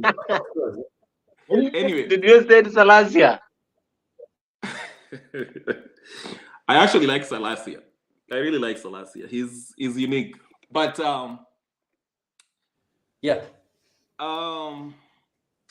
I applaud the speaking up. They are speaking up. That's a good thing. I like that they're coming together from different parties and mentioning what needs to be done, which is fine, which is okay. But as far as having a really impact in a way which can change the system or change the regime, I don't think so. As long as, let me say this, as long as Babu Owino is still ODM, that terrorist organization, he's not going anywhere. As long as Wamuchomba is in UDA, she's not going to have that party of thieves. She's not going to have an impact, okay? Peter Keter, I don't know what he does with his life. He just makes noise on Twitter. But they've come up with a platform called Team Ground. It's like a political affiliation or something like that. Yeah. Before I get to Bonnie, Kenya Revolutionary, I know even from your name, you've been championing for a revolutionary type of politics. That is the only way that can be used to remove a tyrant regime. And when I talk of revolutionary type of politics, this is something that is so aggressive, like the ones that were championed by people like Miguna. So when you come to Kenyan politics, you'll find that if today you come to Kenyan politics, majority are youths, and you want to talk to them, revolutionary, they will not listen to you. If you are aggressive, they will only follow your aggressiveness if you have money. But if you don't have something to give them, they will not listen to you the way you see people listening to Malema in South Africa, the way you saw what happened recently in Senegal, whereby somebody just came from jail to president. He did not go around giving money and such kind of things. So what do you think, baby, if you now have to speak to our youth, so how to revolutionize this country? How will having money? No, that is what is normally in Kenyan politics. If today you tell them you want to contest, what will they ask you? Ukona pesa ngapi? It's a fact. So those kind of youths, what do you think? I'm not disagreeing with you, but I'm saying money alone is not the reason why people should follow you. In fact, if people are following you because you have money, then the following you have is not authentic. You have to be authentic from your grassroots, from your intention, your actions, what you say. Are you following up with what you're saying? Okay? Having money, it will be like the days of Moi. Remember, I don't know how you look young, so I don't know how old you are, but when we're in the same age bracket, my friend. Let us avoid that. You're in the same age bracket. Okay, I'm just saying, during Moi days, back in 1992, is it Girongo, when he was giving people 500 shillings. People in Nyanza will say, okay. He's currently a YouTuber. There's nothing wrong with that. But I'm just saying, people in Nyanza would say, tutachukua hiyo Jirongo lakini ya Moi, but kura tutapatia Odinga. I think Odinga's dad, Odinga was the candidate back then. So having money will not help you. Will not help you. I mean, it's good. You can do 1, 2, 3, 4 traveling and all that stuff. It helps you that. But you have to be someone who people trust. You have to have a message. You have to have action plan. You have to be principled in what you're doing. Okay? People can tell if you're fake or not. Okay? If you're leading us in a movement and people put trust in you, alafu unawaacha kwa mataa unasema unaenda AU, you know, they lose trust in you. You have to stick it out. So money is good, but in fact, let me tell you this, Leo, just so that we can bring Boniface. If you are principled, people can relate to what you're saying. And the more people are relating to what you're saying, even if you don't have money, watu wata contribute voluntarily, watakusaidia hata kama wanakupatia 5 bob, 10 bob, 100, because they want to be part of what you're doing, the movement that you've initiated. Okay? So on the flip, so ndio maana nasema, you have to be authentic, you have to have a grassroots movement that relates to the common mwananchi. If they can relate to you, that's a wonderful thing. Money itakuja. Lakini kwa kuna pesa na you're not principled, you see what happens. These people have money, but what are they doing? Okay, so they don't have some. That's why I laughed when I talked of Salasia. When I talk of Asoro, they have money. They have people who follow them because of their money, but there's nothing that they stand for. As I bring in Boniface, there's something that Budje is saying here. Young adults have been saying that they are working towards 2032 because they have given Ruto a pass for 2027. I played a video here of members of ANC who are saying they're not going to follow their party. It is true, 2027 they'll not have a presidential candidate, but 2032 they'll have it. You've had so many people who are saying that, okay, let people like Babo Wino and the youth prepare for that 2032. That is youth telling fellow youth that they need to prepare to take over. People like Ndindi Nyoro should prepare to take over, not now and 2032. Doesn't that one show that we've given up and we don't believe in ourselves? Why do we have to talk of 2032? Are we already satisfied with maybe the same condition for the next 10 years? Alafu tuanzie mbele. Ni kama unasema niko njaa, lakini niko na uwezo wa kupata chakula, lakini wacha nikae tu njaa, hii chakula nitakula kesho. Is that on what the youths are saying? Boniface, I'm speaking to you as a youth. I know you are below 35. I want to say, Leo, I'm not a youth. I am past 35 years of age. So I want to say that I want to speak on behalf of youth. So what I can say is that youth leaders, the likes of Babo Wino, Didi Nyoro, and those who are willing to take over, they know that definitely when it comes to President William Ruto, there's something that it is not easy. You need to be prepared a lot. You need to have that energy, because William Ruto, the way he started campaigning back in 2018, it was not easy. And despite all the media houses in Kenya, mainstream, and also the government, also we knew that Uhuru Muigai Kenyatta was supporting Raila Odinga and the Azimio party coalition. Despite all those things, William Ruto maneuvered ways and won the election. So what does this means? It is sent a signal to Azimio and all other young leaders that when it comes to 2027, William Ruto will be in the ballot to vie for the second term, and it will not be easy to remove him from the president seat because he has been there and now he is the president. So if he maneuvered ways with only depending with the social media platforms such as Facebook, he was going live on Facebook while he was campaigning because the media houses could not even hear even 5 minutes of the campaign of William Ruto. So now he is the president. He can command anything that is happening in the country. So the young leaders here have that sense of defeat. They can detect that there will be a defeat come 2027. So maybe they fear. On that note, you said William Ruto as a president can command anything. I hope you connect. Oh, great. Boniface is connecting. Boniface, thank you for connecting back. William Ruto as the president can command anything. Do you agree with me that majority of the voters who voted for William Ruto are youth? Yes. Then, do you think that William Ruto has got power to force this majority to vote? Does he have power to force you to vote for him? Because he's the No, he president? does not. No, he doesn't have the power, but here it depends on the strategy. The strategy that he uses I'm coming to there. I'm convince. coming there. Do you think if today you as a youth who voted for William Ruto feels that he didn't do that which he promised to do to you, and you feel like you don't need that William Ruto because you can get one of your own? You are a youth. Youths are many. For example, Kenya Revolutionary is a youth. William Ruto told you that, okay, mimi ni youth, munipigie kura. Or he told you, mimi ni hustler kama nyinyi munipigie kura. And you feel like what he's doing is contrary to what he promised hustlers, then you can get one of your own, one of your now real hustlers and vote for. Is something like that possible? No. Why do you think it's not possible? It is. Look at this scenario. It is hardly. Kenya Revolutionary talk of 1992.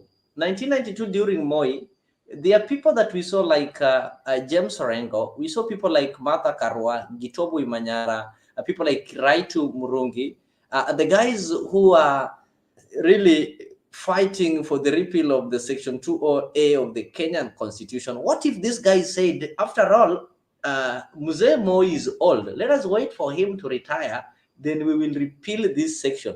Let us give him another term because already ametushinda your rais. Do you think it will have been repealed?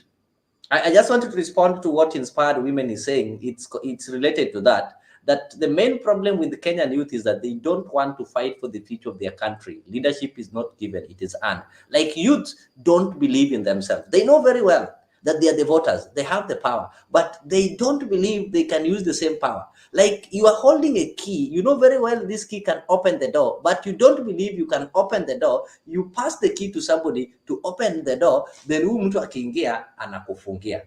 Is that one true?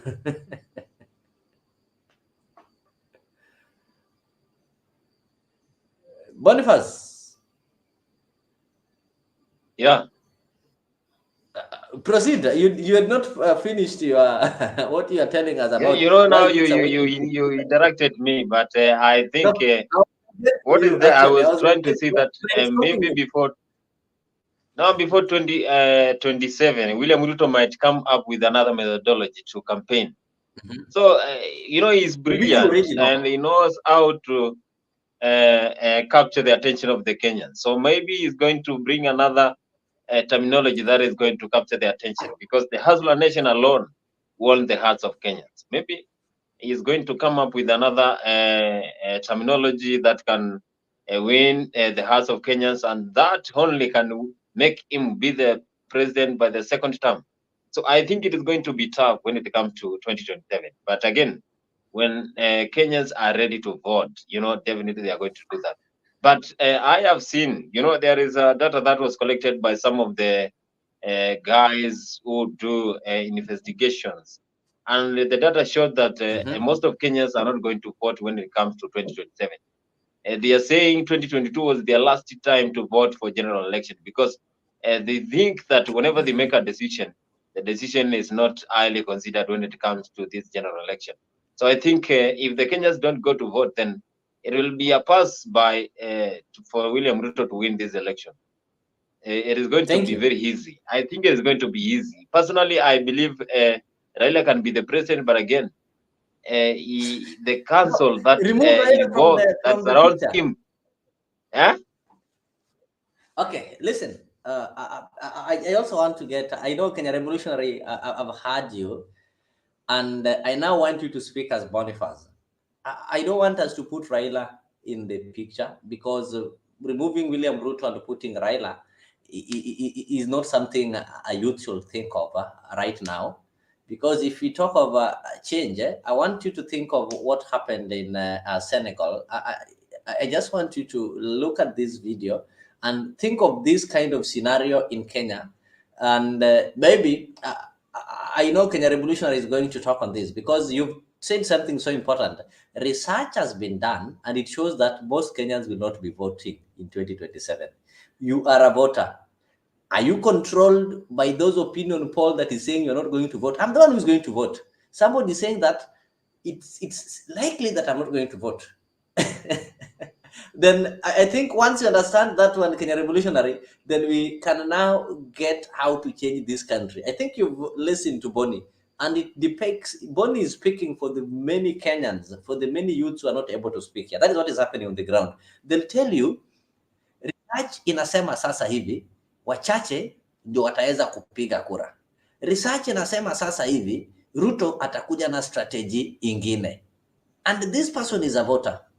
I'm not saying that it is wrong, but what I'm saying, what Bonnie is telling you is what many youths are saying there. So it is good he's bringing it. So we need to understand this is when we can be able now to address the issue ile mnasemanga. How do we revolutionize this country? We can't revolutionize that country with that kind of mentality. Let me play this video of what happened in Senegal, and we try to think if we can do it in Je vais féliciter et prier pour vous. J'ai l'honneur de vous remettre la clé symbolique du palais de la République. Je vous souhaite un bon séjour dans ce bâtisse. Merci beaucoup.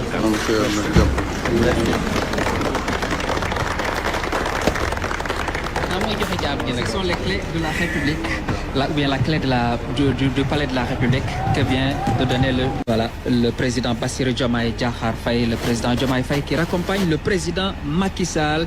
Voilà, le président Macky Sall qui part et qui va partir avec le sentiment du devoir accompli, qui salue les travailleurs de la présidence de la République, la garde rouge présidentielle.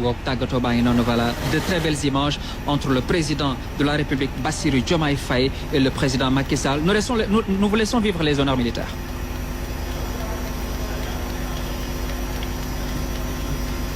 Voilà, la dernière. Yeah, that is the outgoing president and the incoming president. Revolutionary, before I come to you, sorry, let me just take 2 minutes and welcome Secretary General. So SG, we are seeing outgoing president and the incoming president, change of guard. The old man is handing over to the youth. Do you think Kenya Tutafika Mali will now be taking over without putting Raila, Ruto, Sijui Kalonzo, Sijui Gideon Moi, Sijui Martha Karua, without discussing those people that we've been discussing kila wakati? Is it possible? It is not only possible, but it's gonna happen. It's just a matter of time. Anyway, niwasalimie kwanza, mko salama. It's good to be back. Salama. And back with the bang. Let me tell you something, Mr. Leo. These countries you're showing us here, you cannot even compare with them in Kenya. Kenya is a super nation. In fact, let me put it this way. We are ashamed that West Africa is ahead of Kenya in change of guard, in revolutionary, in the way they are doing their things. We feel ashamed because we have been ahead of them. We have been ahead of them in many things. In fact, when we do our demonstrations and our picketing, it is one of the things that people are enjoying all over the world. I'll surprise you, my friend. There was a time I was in Tanzania and Kenya was in an election year. There is nothing Tanzanians were enjoying in their TVs like the politics of Kenya. And what that tells you is that we have a population that are well versed and informed than any other African nation. In fact, we have the best human resource today in the world. You'll be surprised that when even you go to do an interview with a Kenyan, any other country, even in Germany, Canada, they will prefer to take a Kenyan because Kenyans are dynamic. And I will also tell you this. A standard 8 kid in Kenya, mtu amefanya 844, class 8, can be the president of Sudan and Somalia. Why? They are versatile. They camouflage. They fake it. These are Kenyans, and you have to understand that. So I am aware of what is happening in this country. In any case, we have seen that even to trust the elite today it's a problem. For me, by the way, and this is happening to so many people, I have very few trusted opposition leaders today. Opposition leaders. I'll even mention the ones that I trust, that they have a principle, they have a stand, and these people, you can go with them on a journey. One of the person I really trust, and I think he scores the best in all the people in the current political political grouping, is Omotata. Omotata, to me, he seems to be a man who cannot be swayed by money. And you can see from his character, the way he dresses, the way the car he drives, the kind of argument he makes. He tops all the politicians currently who are trustworthy. The second best is Mother Karua. I find her, when you look at the time he has spent in politics, he doesn't have land like our friends, our born again president.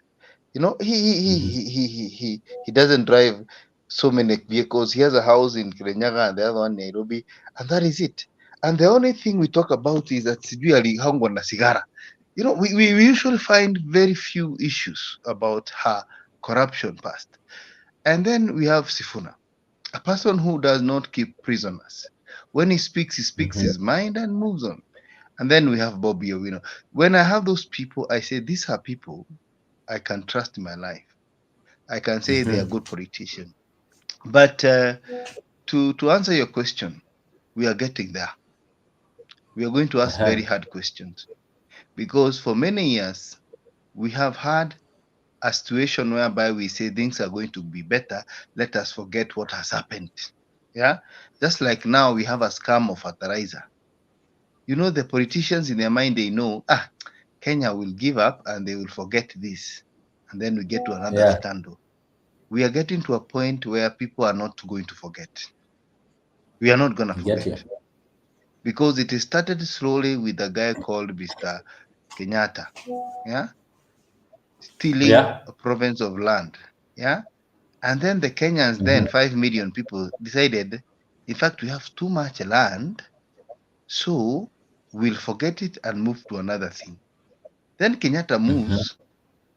Then a guy called Moi comes, who happens to be, who was an orphan from Sudan. You know, Moi was a Sudanese. People don't know that. They don't know that Moi has no brother, has no sister, has no mother, has no father. Moi was a standalone person. People don't know we were led by a South Sudanese for 24 years. That he was assimilated by the Tugans because he walked to a missionary church at his time, and he was adopted by a family of the Kalenjins.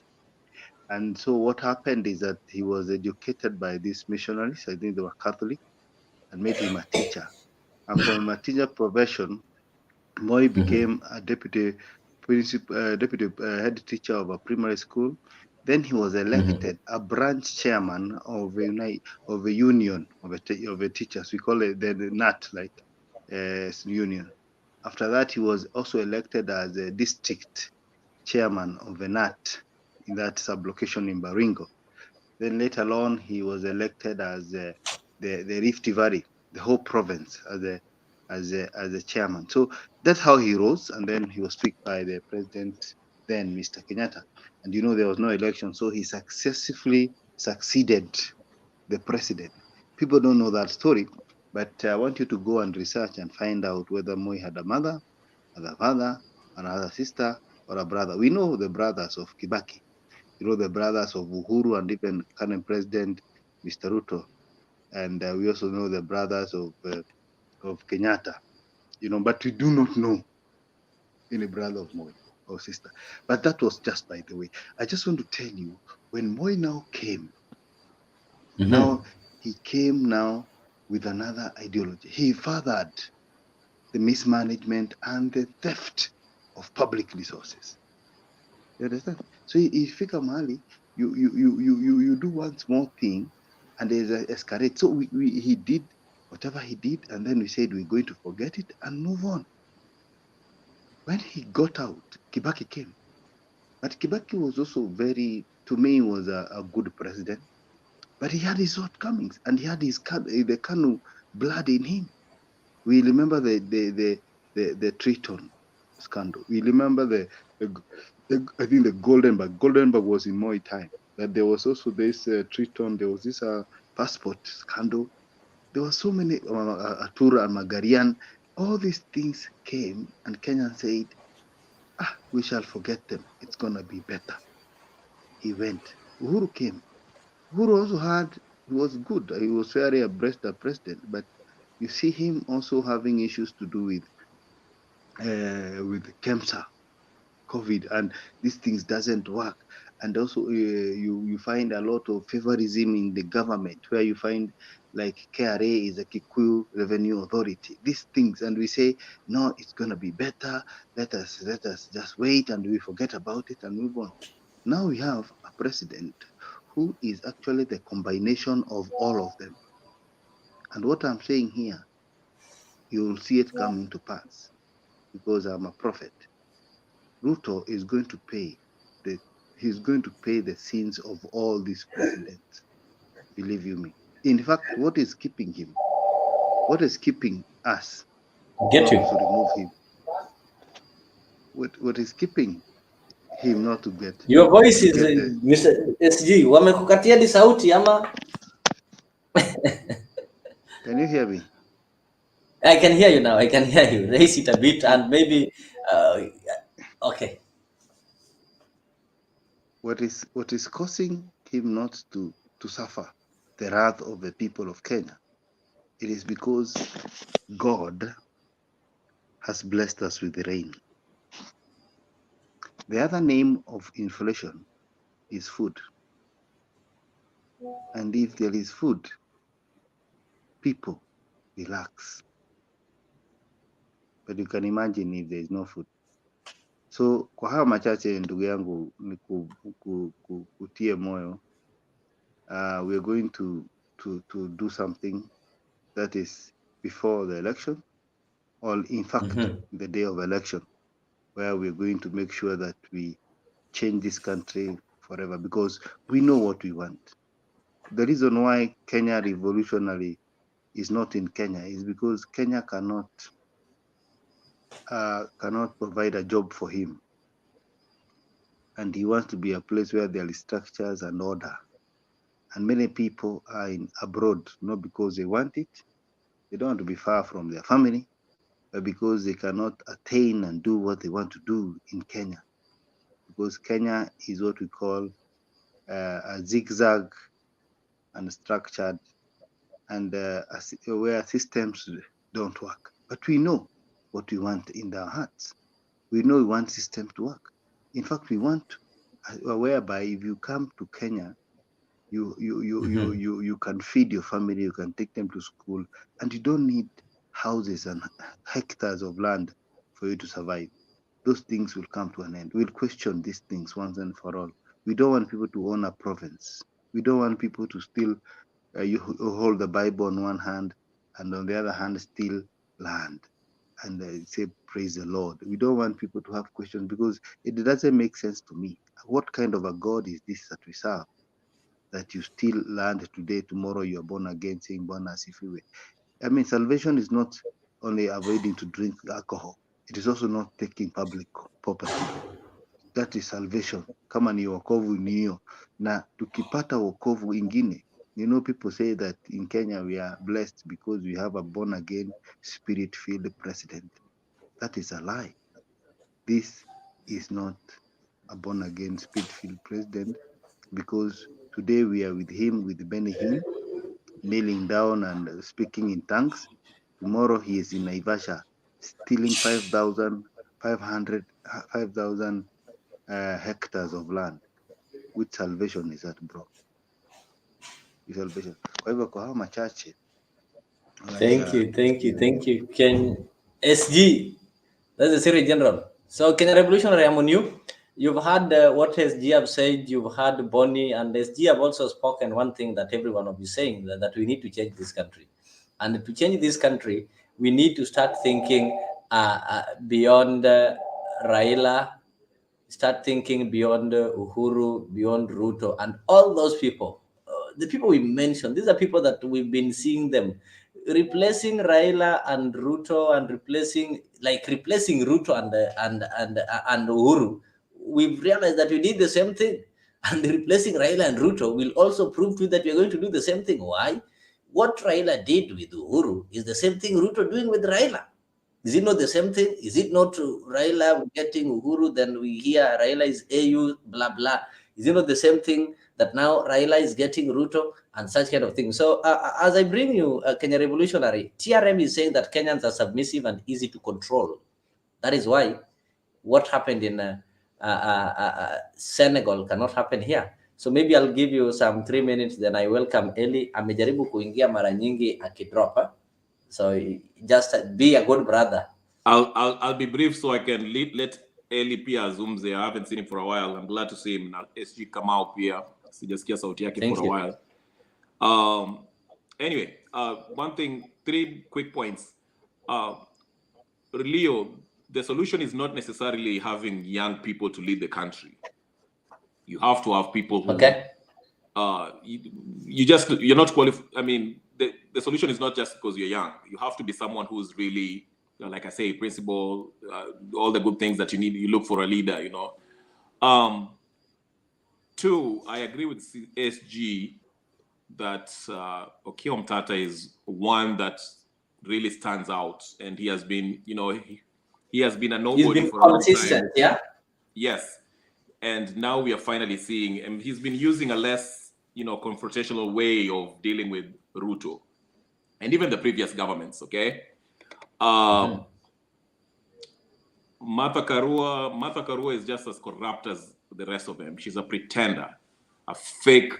Ninio, she's fake. She's just as fake as Raila and the rest of them, and Ruto and Uhuru. When she's on there, when she was in the government, she was fighting ODM when ODM won in 2007, and she took bribe from the British Tobacco Company. So she can miss me with her nonsense when she acts like now she's this revolutionary woman who's against Ruto. She can rot in hell with Ruto. Anyway, Sifuna is. I like Sifuna personally, but he's toothless. I mean, like I said, if you really want to prove that you're for the people, him, especially with Babu Owino, who I also like, I dare them to leave ODM. Stop living under the shadow of Raila. Come out and lead your movement without using this ODM and Raila Odinga's looking for Raila blessing. If they do so, I'll be the first one to actually vouch for them. I like Sifuna more than Babu Owino, but you need both, because Babu Owino is more confrontational, Sifuna is more, you know, cerebral. Okay, anatumia kichwa yake. What else? I wanted to mention, okay, about what SG also said about we should move past Raila, Uhuru, and all the rest of them. Yes, we should move past them, but we have to prosecute them for the crimes that they've committed before, from Kenyatta 1 to Ruto. Everyone that has done Kenya wrong, Israel Pesomeiba, Mali, we have to hold them accountable. If we can't just move away from them and say, oh, you need no. Return the money that you stole, the people who died, we have to open the books and bring justice to the people who died. We have to do that before we move on. Other than that, I'll let my friend Eli say something. Thank you. Thank you so much for that. So Eli, I think the floor is yours. You can organize yourself, where to start and maybe where to end. I know you've been following from the background, and you're up to date from where we started up to where we've reached. So you can proceed.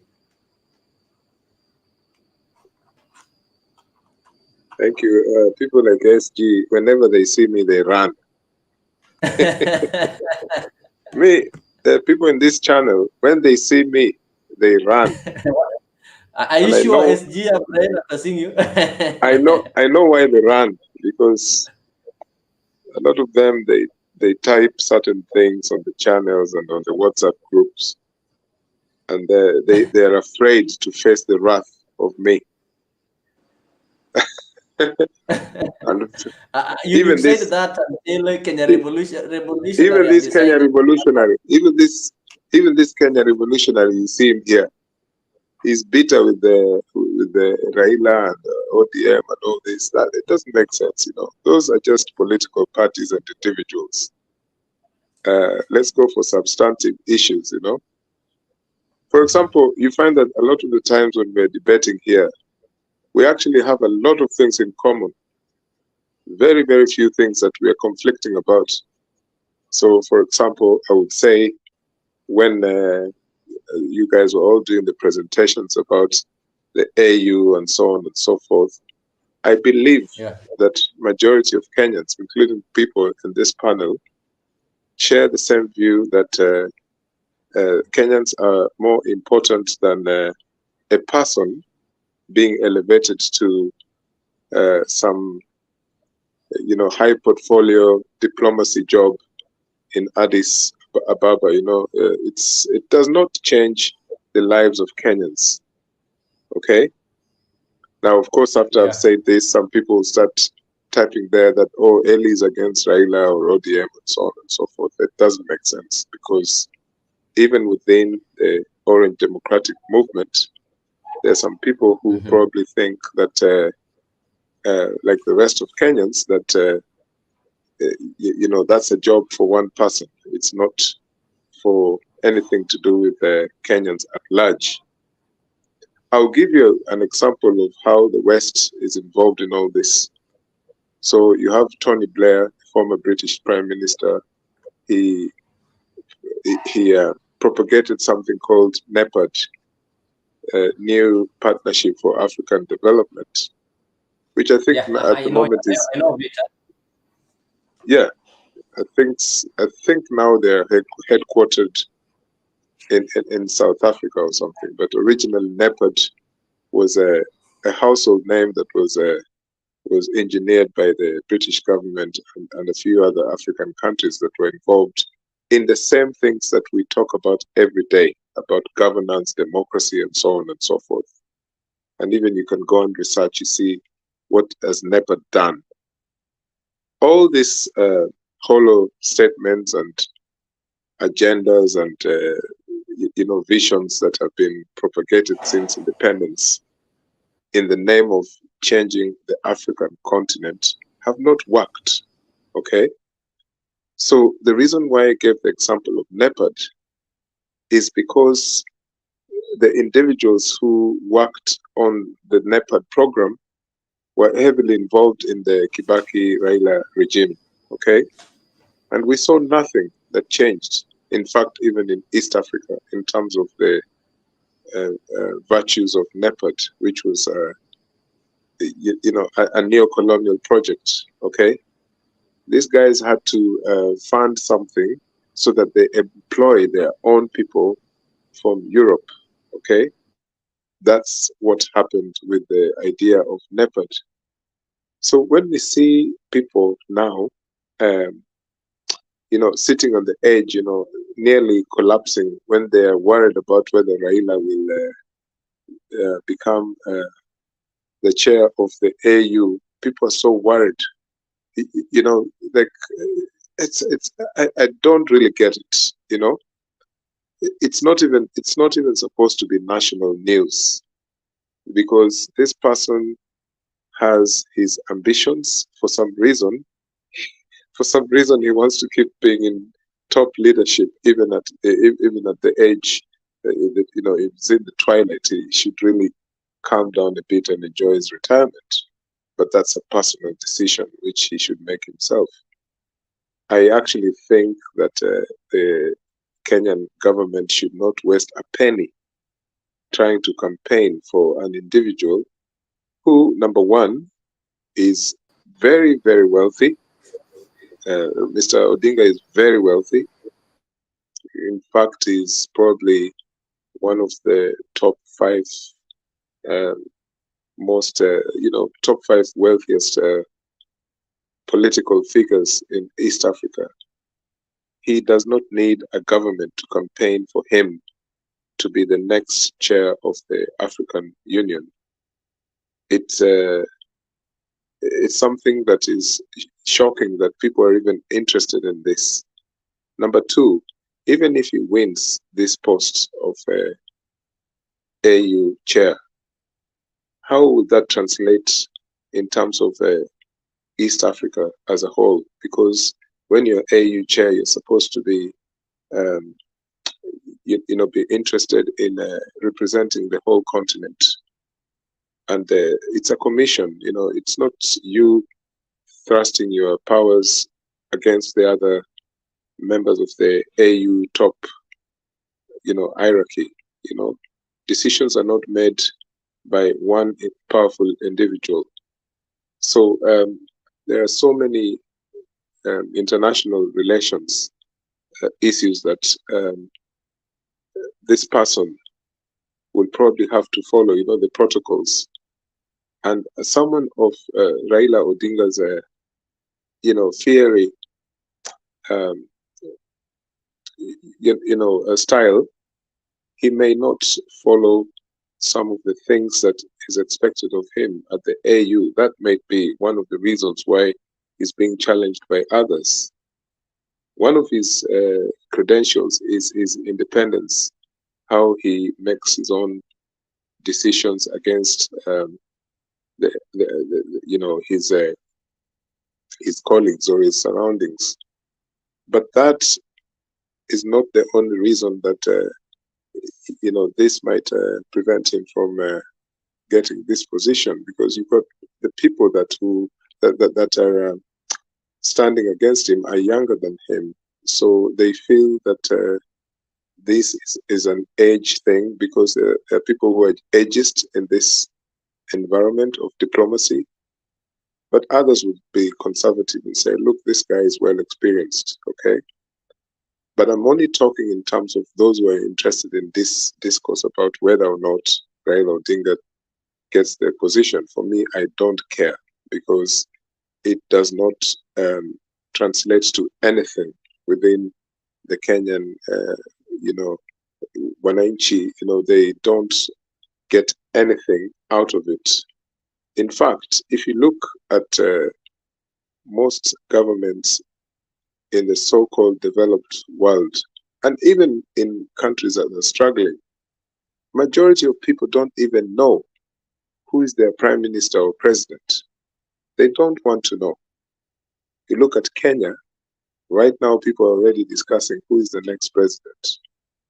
Now, why should we, apart from that, be interested to know who is the next chair of the AU? Who was the chair of AU who made an impact ever that made this particular organization be that important to the ordinary people? If there was one chair of AU who made such an impact that makes people now start getting worried of whether Raila or not gets a job, then that would be something. Personally, I haven't seen. I remember in East Africa, and I'll say this as one of the last few words because my phone battery is going low. There was a guy called Dr. Salim Salim from Tanzania, and he was seen as an incredible, charismatic, diplomat in the East African circles. He was from Tanzania, and he served the East African community really well. But this was a career diplomat in its full definition.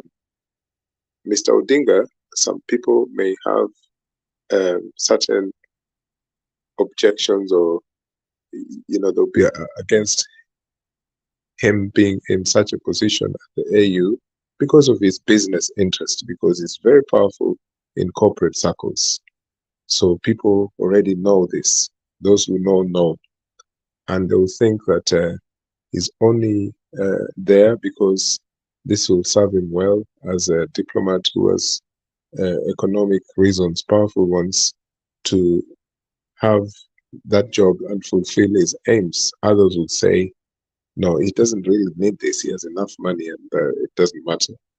So, in bottom line, what I'm trying to say is, yes, it's a discussion, but for me, it's not an important discussion, because I think it does not impact on the people of Kenya or East Africa whether a person from Timbuktu becomes the AU chair, or person from some village in Kenya. You know, it's to me, it doesn't surface at all as something important to many Kenyans. So I'll leave it at that. Thank you.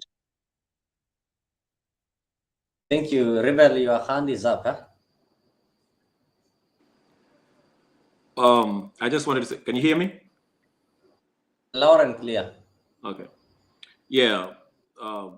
I'd like to thank Eli for his submission. I usually like listening Eli siku mingi. But again, I find your statements are kind of conflicting. On one hand, you say it's not that important that Raila is going to be the AU chairperson. We shouldn't care about that much. It's not that important. On the other hand, you're telling us how the reason why he might not get it because of his independence. Anyway, to me, I think we should care as Kenyans because number one, he owes it to his followers, for the people who looked at him, who believed that he was going to fight for the electoral justice and were looking to make sure that he sees through, that he takes over from Ruto, because that's what his followers believed in. And that's a huge chunk of the Kenyan population. I mean, he only lost by 200,000 voters, if we were to go to that. So for him to just abruptly tell us, hey, listen, don't worry about the cost of living, don't worry about the servers, I'm off to AU, peace, I'll see you in 2027 or whatever the case is. No. He owes it to his voters, that. So this argument that, oh, Raila, whether he goes to AU, it's not going to impact us, you know, he has enough money, let him go there. No. He has to be accountable. He has to be asked these tough questions, especially from his supporters, okay? Remember, he is the guy who told them to go out there and protest. Some of them lost their lives. Anyway, that's number one. Number two, I'm forgetting what I wanted to say, but oh yeah, AU. AU, yes, it's like I say, it's a EU Western creation, Western neo-colonialist creation. You ask who was most impactful as the AU chairperson. I think Gaddafi had a good run, okay? You know, he brought about some good ideas. Even Idi Amin, believe it or not, was part of it. But overall, I would agree with you that AU has no teeth, you know, because when there's conflicts like Congo, where people are being butchered, there's a massacre happening in Congo today, but AU is not doing anything. And lastly, yes, the government, you say that the government shouldn't support campaign for Odinga.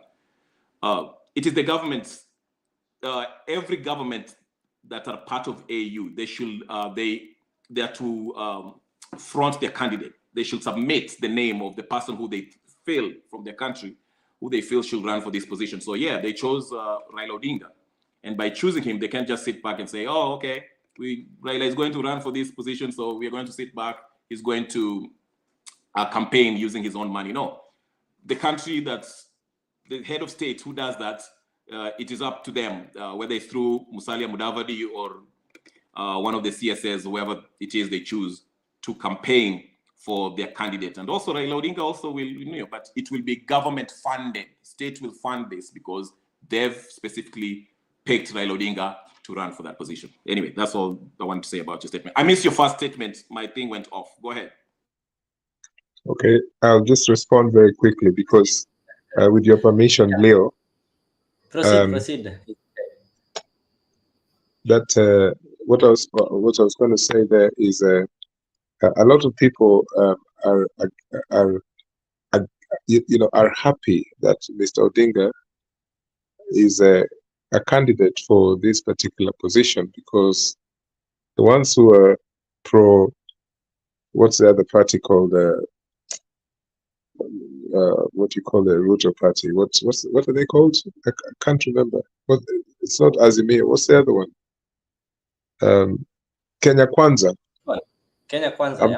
I'm trying to do that Yoweri Museveni thing where during the inauguration in 2008, he pretended he didn't know what ODM was.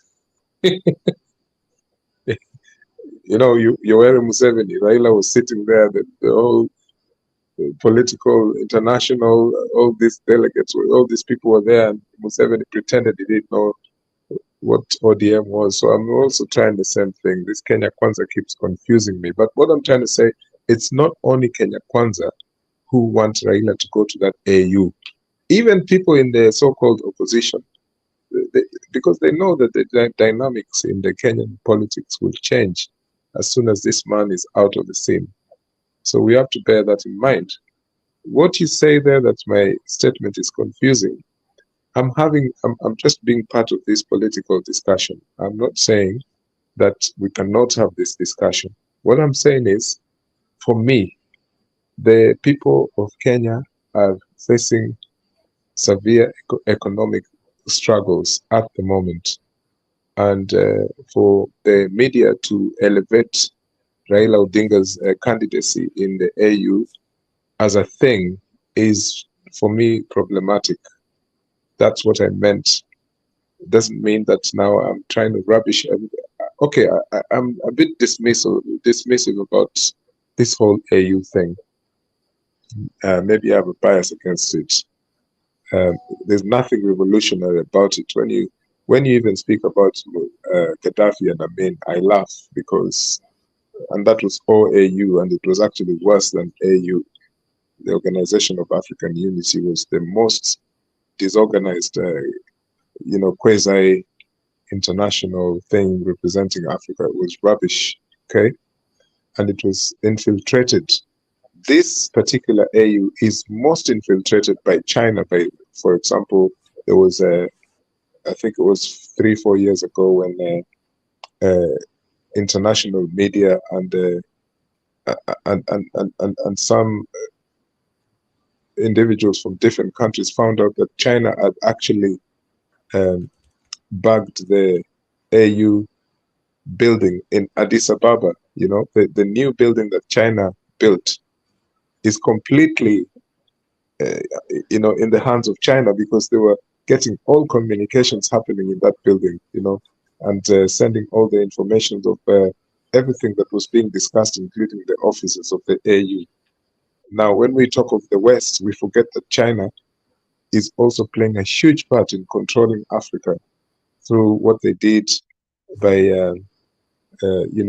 constructing that massive infrastructural piece of work in Addis Ababa. We often forget that it's not just the West, but China, Russia now, in the way it's involved in West Africa. But the Pan-African agenda that was muted by the likes of Kwame Nkrumah and so on, they don't work in the current thing called the AU. It works when we talk about it as a discourse. You even hear people referring to Raila Odinga as a Pan-Africanist, and you wonder, in comparison to who? Okay, he might be a Pan-Africanist until a certain point, and this is the problematic, because if you're a full Pan-Africanist, fully fledged, you have to say what you mean and practice what you mean. It's not I can't see any person with a Pan-Africanist agenda in terms of statesmen and stateswomen in this thing called the AU and who want to get into the AU. It's impossible to see any Pan-Africanist agenda or person who claims to be having this thing where Pan-Africanism will be beyond borders. It will be a question of this guy who talked about no visas to Kenya, and it was all a joke, this William Ruto person. You didn't just have to say it was a joke. It was the president who made that declaration. Though it was a complete, yourself, and I know. Well, know, and I know it was a complete joke, This man stood in front of a huge crowd of people talking about a visa-free country, and he, in fact, he even projected this image of Pan-Africanism, free travel, and so on and so forth. So when you speak about a person who is going to the AU, to change things on behalf of Africans, I still don't see a serious person trying to do this. And this is what worries me, why when we debate this, we forget about this, okay? But I also think that the man is, he has done a lot, he has done enough. And if I was asked to choose what he should do, I would say just keep off the African Union platform. But I know he's going to be there, and I know that 100% he will be the person who will take over as the new chair of the AU. I know this. I think I've said here on this platform before that my former boss, Elkanah Odembo, who is Raila Odinga's right-hand man, he writes his speeches and so on and so forth, is personally behind all this. He's an international man. He was a former Kenyan ambassador in New York, and he has a lot of connections. So I think it's possible that this man will be the next chair of the AU. But like I said, how will that translate into anything helping Kenyans or people of East Africa or Africa as a whole? That's just the broader picture. And I respect all your opinions about this. Thank you. Just a quick note. As disorganized as OAU was, at least Gaddafi instilled this idea of Africa having its own currency, which is backed by gold. And now we see Zimbabwe have the ZiG, which is backed by gold, which I think is a huge step. So as messed up as disorganized the OAU might have been, at least Gaddafi had some good ideas, which I see his protege now are kind of implementing. That's all I wanted to say. But right, regarding Raila Odinga, you know how I feel about him, so I will not go there. Thank you. Let me give it to Bonnie. Bonnie, even as maybe I get you some of the comments, Ramesh Yegoni is saying that Pan-Africanism is just a dream. And in response to China building the AU office, he's saying that China might be spying. Thank you so much. CW Ndungu is saying sober panel. Karibu sana. This is what we normally do here. Actually, we give people an opportunity to debate. We are not debating to see who is smarter or to make an argument, but we're trying to get so informative and ensure that we can change our politics. It's a matter of fact that the politics we do in Kenya is not leading us anywhere. So when we get different ideas from people who've had different engagements, but at least we can be able to realize where we go wrong as Kenyans. We can also be able to inform the people around us so that when you go for elections, we don't keep on complaining each and every time. We keep complaining because we do the wrong thing. And we know we're doing the wrong thing. Like if you interview gentlemen there, they know very well that majority of the voters are youth. They'll agree. They'll tell you, youth ndio wako wengi, au ndio wako na kura, na au ndio walipigia Ruto kura. But the same people will tell you they are not satisfied with William Ruto, but at the end of the day, they'll tell you ni ngumu kutoa Ruto. Meaning they know they have the power, but they don't have the will to use their power. But first, let me give you time maybe to say a word. I know it's been late, as maybe we try to wind up.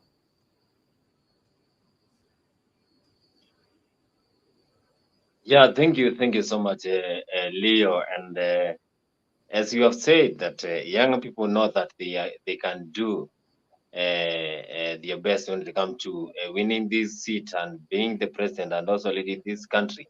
But again, they don't have those ideas. They cannot even improvise those ideas so that they can win the elections. You know, I internalize Kenyan politics every day, and I try to see what is the problem with Kenyan politics. But again, here you need to be very brilliant and sharp in whatever you're doing so that you can win this election. Because we have been so into things that are not making our country to run in the right way. You know, you want to be the president, you want also to take leadership. But again, do you have those methodologies that you can improvise to win this election? Because from the start, we know that our IBC and also the judiciary are so corrupt, I do know that only those are the only areas that can defend you. So if judiciary is not independent, and also the IBC is not independent, so even if you have the powers and you have the strategies and the methodologies to win the election, then you go there and you don't have the connection to IBC and the judiciary, then definitely with your wool canter or with your wool Mercedes-Benz of evidences, as we saw Raila Odinga and the whole Azimio going to the court to present their evidences. Nothing. You will be doing it for free. There will be nothing to show, because even if you have full evidences, you don't have the connection to those judiciary, and also the IBC is not independent.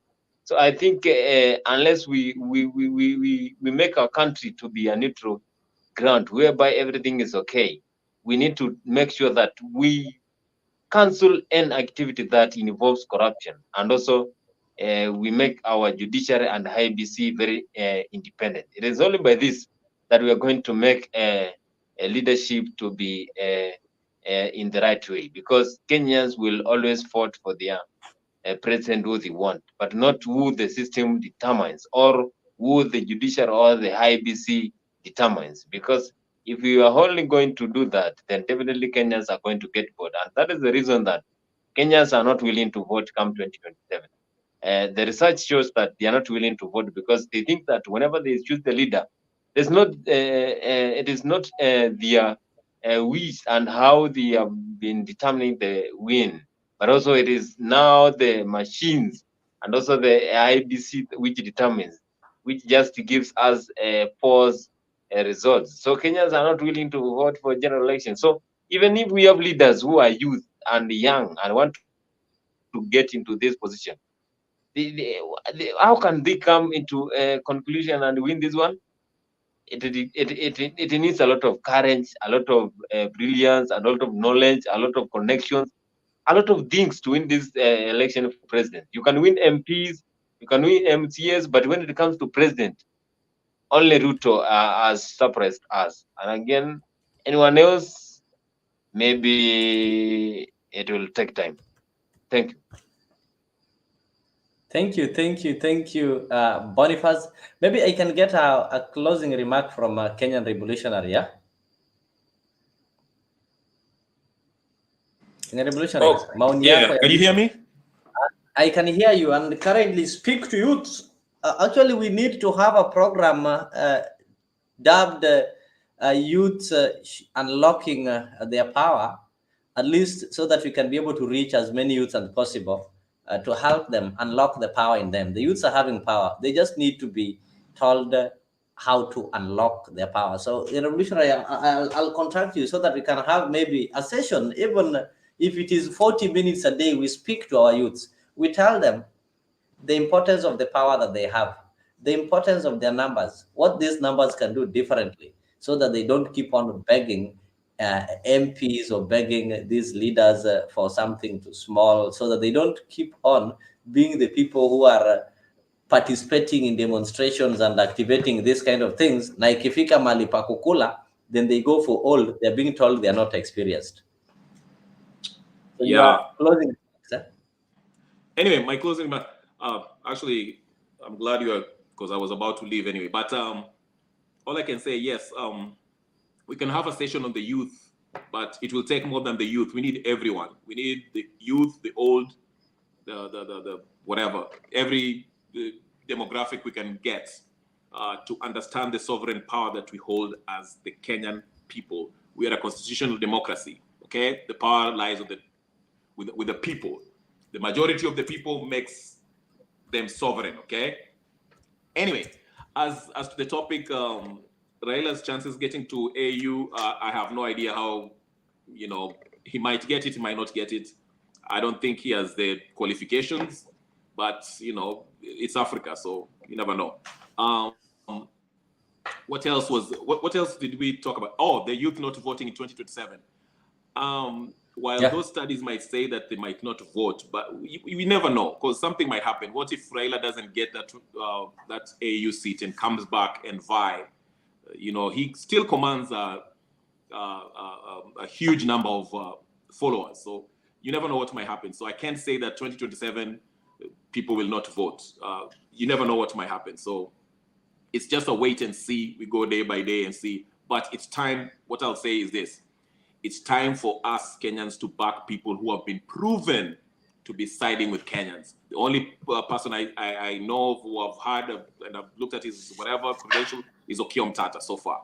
The rest are jokers and clowns.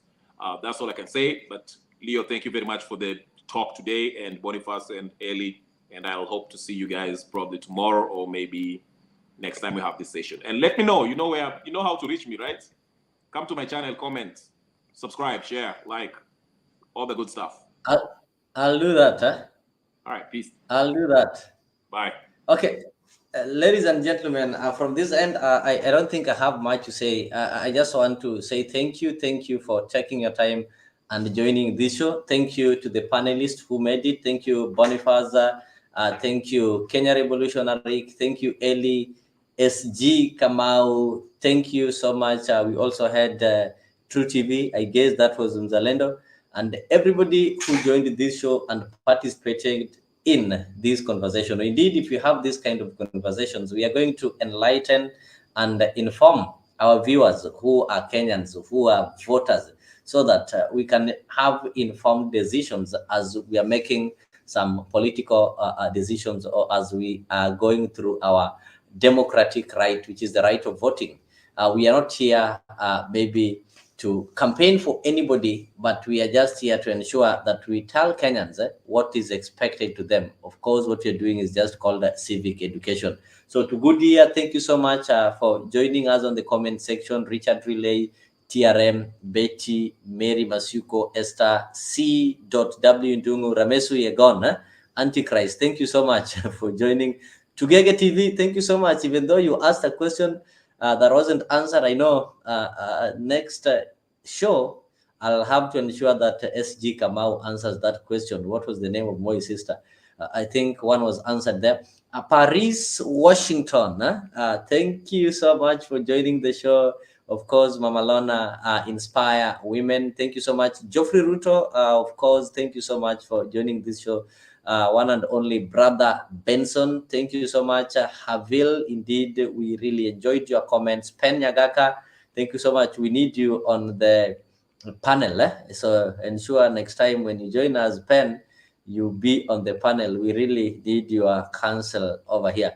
To everyone who made this thing successful, I have not much to say, but to say thank you, and wish you a good morning for the ones who are waking up, a good evening, the ones who are getting out, and a good night for the ones who are going to sleep right now. So let us meet next time, same place, same show. Of course, each and every day we are having this political talk show. Apart from that, we're also having some shows that are aligned for you. Like on Friday, we are going to have Bed of Roses. On Saturday, we are having Dimba Freak. And of course, I told you Sunday, we're just having Easy Sunday, whereby we're just having conversations with Kenyans from various parts of the world, just sharing their experiences and also telling us or sharing the opportunities in the countries that they are in. So you remind them, to subscribe to our YouTube channel.